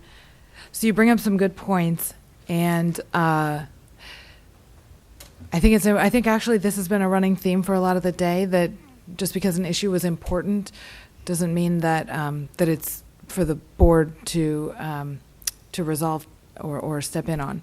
And so some of the points you brought up were things like, well, actually, first, on a selfish note, to clarify, I'm not from the Attorney General's office. Selfishly, I'll tout my office. We're the Department of Consumer Affairs legal office, providing counsel to the boards and bureaus. But apart from that, you mentioned things like, well, how would this make its way to a court? But you brought a court case with you today, so that's, I think, one example. And then another thing that you brought up was in your initial statements, you were commenting that the board would never see these kinds of scenarios. Well, they won't see it because of this reason. They won't see it because of that reason, because it would play out this way or that way or whatever. And I think you illustrated perfectly why it's not in the board's jurisdiction, because it's not going to come in front of the board in that way. And so, again, I'll come full circle and say, it's not to say that it's not an important issue that needs resolving. The only part we're trying to clarify here today is what comes within the Board's Practice Act. And so it's not to diminish its importance, it's just saying it's not in the purview of the board today. Any other comments? Okay. We have a comment. Oh, sure. I just have one question. Kelly Shane Line, CSR. So we were talking about, will reporters get in trouble if they follow the code and a complaint comes in? How about if you don't follow the code and something happens? Is my license in jeopardy? I didn't follow the laws. I didn't follow my duty. Does that make sense? Or no? So it's the opposite. I want from the board to say, yes, you need to follow the codes. You have a license. I'm going to chime in here to build on what Yvonne was alluding to earlier, which is that enforcement is a case-by-case basis. There may be some conflict in the law, which means that she's going to look to whether the court reporter is meeting their minimum standards under the law. And that's going to come.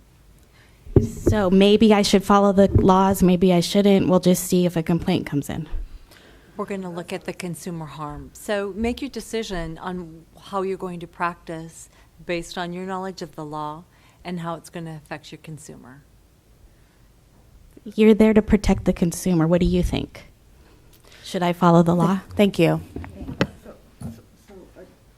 Sorry. Is it a question or It is a a question. comment? No, comments. I have a question, so. And I think I may have brought this up 4 years ago. And it's happening a lot, so that's why I'm bringing it up. So it is a comment, but it's a question. So I have a lawyer or a firm, court reporting firm, that's hired me to take a deposition in State Line, Nevada. But the case is venued in California. They stipulated. So here's the thing. I think it's really difficult to put forward different scenarios. But it's a stipulation, though. That's my point. And they're stipulating us to take party witnesses not in the room with us. I think we all, the board, understands what's happening before us. It's whether we can take steps to change that. And that is not within our purview.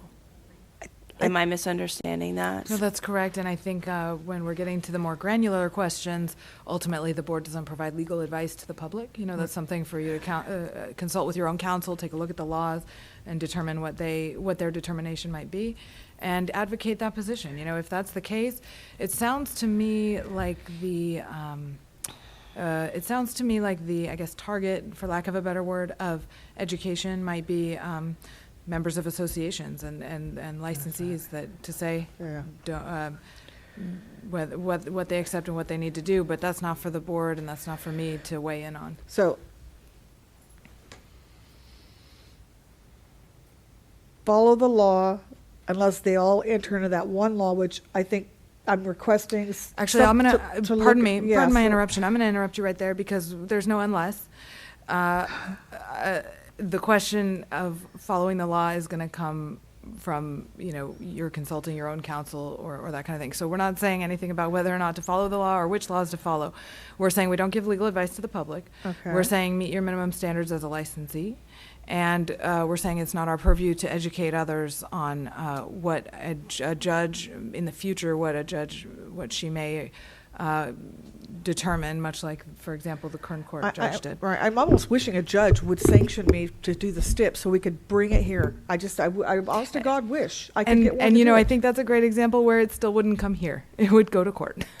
Right, So I but think then that you then we'd highlight have once case again. law saying that we need to seal the original, and then you guys would have case law. That's the problem. Well, and I think that's why your chair keeps directing you to the legislature, because those are probably the two avenues Well, you I seem think to they be wrote it referring very to. clearly. I think attorneys are interpreting it how they want, you know? Is shall, or is it must? I mean, federal rules changed it to must because they knew that California was saying shall we dance. You know, thou shalt not kill means, maybe not. If we read it like the SoCal STIP. Thank you for your comments. Okay. If there are no further comments by the board, I will move on to agenda item 8B, update on our action plan. Okay, I should have had the page number. On page 85, this is the action plan that the board, the format you're used to looking at. We've updated the things that we are working on and things that have been completed. Again, we just put it out there for the board to have a feel for how we're doing on the overall strategic plan. And if the board members have items that they think should have higher priority than what we're targeting, please be sure and let us know. So the next target date, January 2020, is expanding best practice pointers to keep licensees up to date with industry standards. It's right around the corner. I doubt that is going to happen. Yeah, exactly. I did forget to include one thing in my EO report. Our lease got signed. We have tenant improvements that are happening. So on Monday, they will be dropping off carts and boxes where we will box up our entire office while they replace carpeting and paint. And so we are going to have some downtime, and I did want to alert the public to this. Well, at certain points, we'll have the computer system down. We won't have the phone system. We don't know when. So over the course of December 4th through the 6th, we will have potentially intermittent service. So if we're encouraging people to get their renewals in early for November, because we're not sure when we're going to have access to those technological things. So we're going to have some downtime packing and unpacking, which means I don't know that this will happen by January 2020. It can happen in the spring. Yeah, it doesn't look like it can. But is there, I know this was well received and we had different members of the public that were on the committee. Yes. Would it serve us now to make an announcement that if folks are interested, sure, that they should send an email to our executive, okay, I see a hand, executive officer or Paula Bruning. Miss Bruning, if they'd like to be on the best practice pointers to update our industry standards to folks with the goal of the spring, early spring, I hope. Sure. We can possibly meet in January, but we wouldn't have them done and produced Ready. by then. Yeah. But we could have it ready, we could have a draft ready for the next board meeting for board approval. That's what I would love to see. Okay. Okay. Otherwise, are there any other action items that the board would like target date change, or feel very strongly that we need to do something different than what's here on the four corners of the sheet? No? Okay. Thank you for the update. Agenda item number 9, license certificate reciprocity. Okie dokie. Would you like to kick off the discussion with their staff summary? So this is the same request from the California Court Reporters Association to establish reciprocity, or take the first step toward establishing reciprocity for the higher certifications from national, which would be the RMR and the CRR. And they're asking the board to recognize those certifications as being able to practice in the state taking only the written test. And this would have to be a reg package? I believe we looked at it as a reg package, yes. Okay. This is a reg package. Are there any questions from the board? Well, we've discussed this Yeah, I know. extensively previously, so. No? Quick question. How many reporters would be eligible today to take the test? So there are currently 1,809 reporters that have RMRs and 2,474 that have CRRs. And of those, 168 RMRs and 287 CRRs already live here. Okay. So I didn't do the math. Yeah.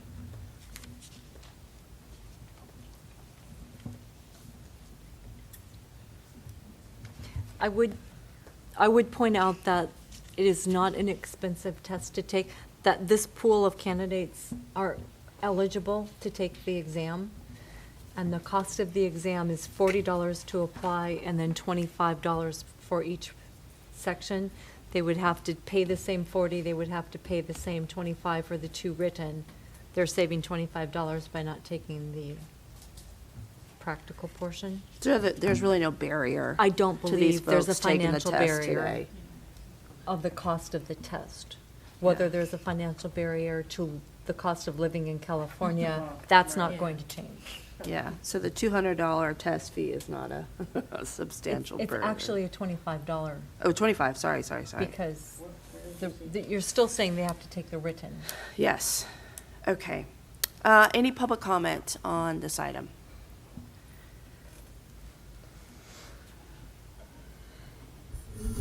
Hello, Mike Hensley, CCRA, and CCRA would comment that we are reaching out to further analyze the proposal with facts, figures, statistics that can enhance this discussion. We would ask to defer the conversation until we are able to obtain those data in order to bring those to the board. Okay, thank you. What was that? Well, I think that's a legitimate request. Okay, great. Charlotte Mathias, hello again. Yes. As a person who benefited from reciprocity, not for California, but when I went to get my Oklahoma exam, I did not have to take my machine because they were impressed with California's machine qualifications. Mm-hmm. I took their written portion. I just think reciprocity means it goes both ways. Texas will take RPRs, other states, Nevada, I don't have to drag my machine over and take the test because they already know I'm qualified on my machine. And yeah, I could take the test again. How many of you want to take the test again? There's an element of nerves and that ratchet up on that. It doesn't mean I'm not qualified. I just don't want to drive off to Las Vegas to take a machine again when I know I'm qualified. I took the test here, and I've taken the test in other states. I've taken the RPR. But I think reciprocity will actually could possibly help us with our shortage. And I think if they have an RMR, hot dog, they're writing better than I am. Thank you. Any other public comments? Okay. May I just add that we are going to be going forward with online exam at some point, and a regulation package is potentially 12 to 24 months. But I believe we'll be potentially at the online exam portion, part of our going forward before that regulatory package would probably see the light of day. Thank you.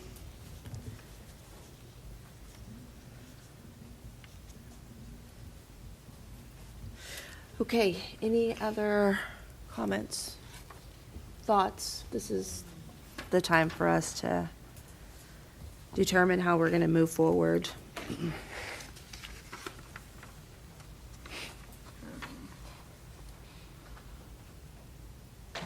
I'm okay with waiting. I'm sorry.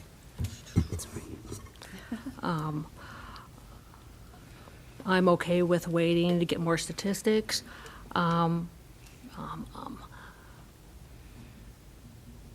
can't predict the future in the sense of how many actual reporters will go for reciprocity. I can't say that word. Well, want to work in California.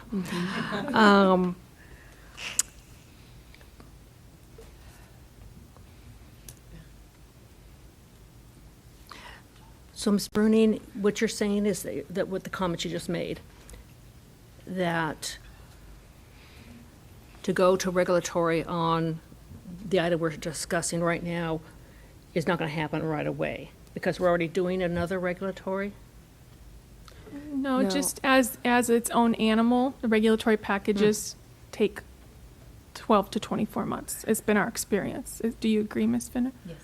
And so if we're going to potentially be going to online testing, taking into consideration the comments that I heard as it being a convenience of not having to take your machine, if people can take it from home, that may reduce that barrier. And before a regulatory package would be completed. So, from my position, I don't think this is ripe just yet.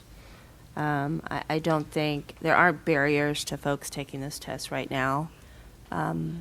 If you have these higher certifications, you can take the test. I think the bigger issue is there's not just a lot of people running to California to live and take this test. And so I think the benefit at the end of the day is just so small that I would like to not start on a reg package yet. Yeah. I think it's not right. And I would like to agree with the person who suggested that they would like to give more data, have more time for analysis, and I think that's a good point. And so can we move to put this off to another meeting? Definitely. I think we can definitely table it for right now and bring it back in the future. Back to the future. In the future. I would suggest if the board does not want to take action on it right now, that we just take no action. And then when the association is ready with more information, they can submit that to the chair and request to go back on the agenda, just like we did with this. Oh, I like that. Yes? Oh, I like that, yeah. Okay. Yes. You agree? Okay. So the board's action is not to pursue a change at this moment. Is that what I hear? Okay. Do we need a motion for this or? No. Good. Great. Perfect. No action and no action. All right. So agenda item 10, future meeting dates. So obviously, we don't have anything scheduled. I would imagine we would want to meet early-ish, depending upon how the meetings on the firm registration go. As soon as it's time for the board to take a position on that, we would want to bring that bill back before, the subcommittee would bring it back before the full board for a position. Yes. So I'm expecting that in the spring, but I don't know when. Okay. If it's close to March, you're looking at March 6th, we have the exam down in Ontario. July 10th, we have one down in Ontario. We need to meet one time down in Los Angeles, so often they're in conjunction with those two, but that's not a for sure have to happen that way. Okay, we'll do our usual practice, and as we get closer to the date, we'll send out dates and confirm. Okay. Based upon what's needed to be done. Agenda item 11. So this is public comments for items not on the agenda. The board may not discuss or take any action on any item raised during this public comment section, except to decide whether to place the matter on the agenda of a future meeting. So, welcome to public comments. Thank you. Not on the agenda. Okay, I have one comment that my board wanted me to bring up. They reminded me today.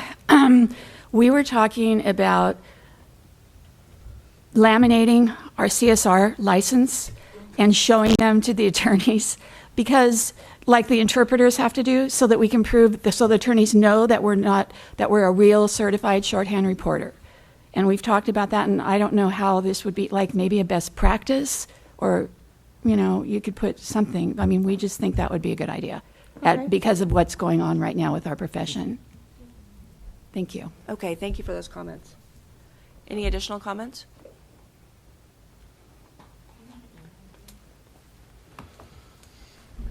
Madam Chairperson. Hello. Jason Botanica, Maverick reporting. Just one request for a future meeting agenda item, if I might. Excuse me. There's currently a really serious problem affecting the consumer right now within the court reporting market, involving court reporting agencies sending out non-licensed court reporters to depositions under the facade that they are licensed CSRs. This is happening among multiple large nationally known court reporting agencies as well as small agencies, and obviously has a direct impact on the consumer if they are paying for and believing that they're receiving the services of a licensed certified shorthand reporter, when in fact they're receiving a person with no training and no licensing that is operating under the facade that they are a certified shorthand reporter. Then later having the testimony transcribed by another reporter and using their license to essentially license that transcript, which we see tremendous issues with. This has been a solution by a number of large court reporting agencies to try to address the shortage of court reporters perceived in the market. And it directly goes against many of the projects that you all have been discussing today, internal pilot projects to address this. I would ask that the board would just visit this issue, discuss if there's a need for discipline, and if there's a path to move forward to eliminate this from the industry and ensure we're protecting the consumer that's getting what they're paying for and asking for at these depositions. Thank you. Thank you, Jason.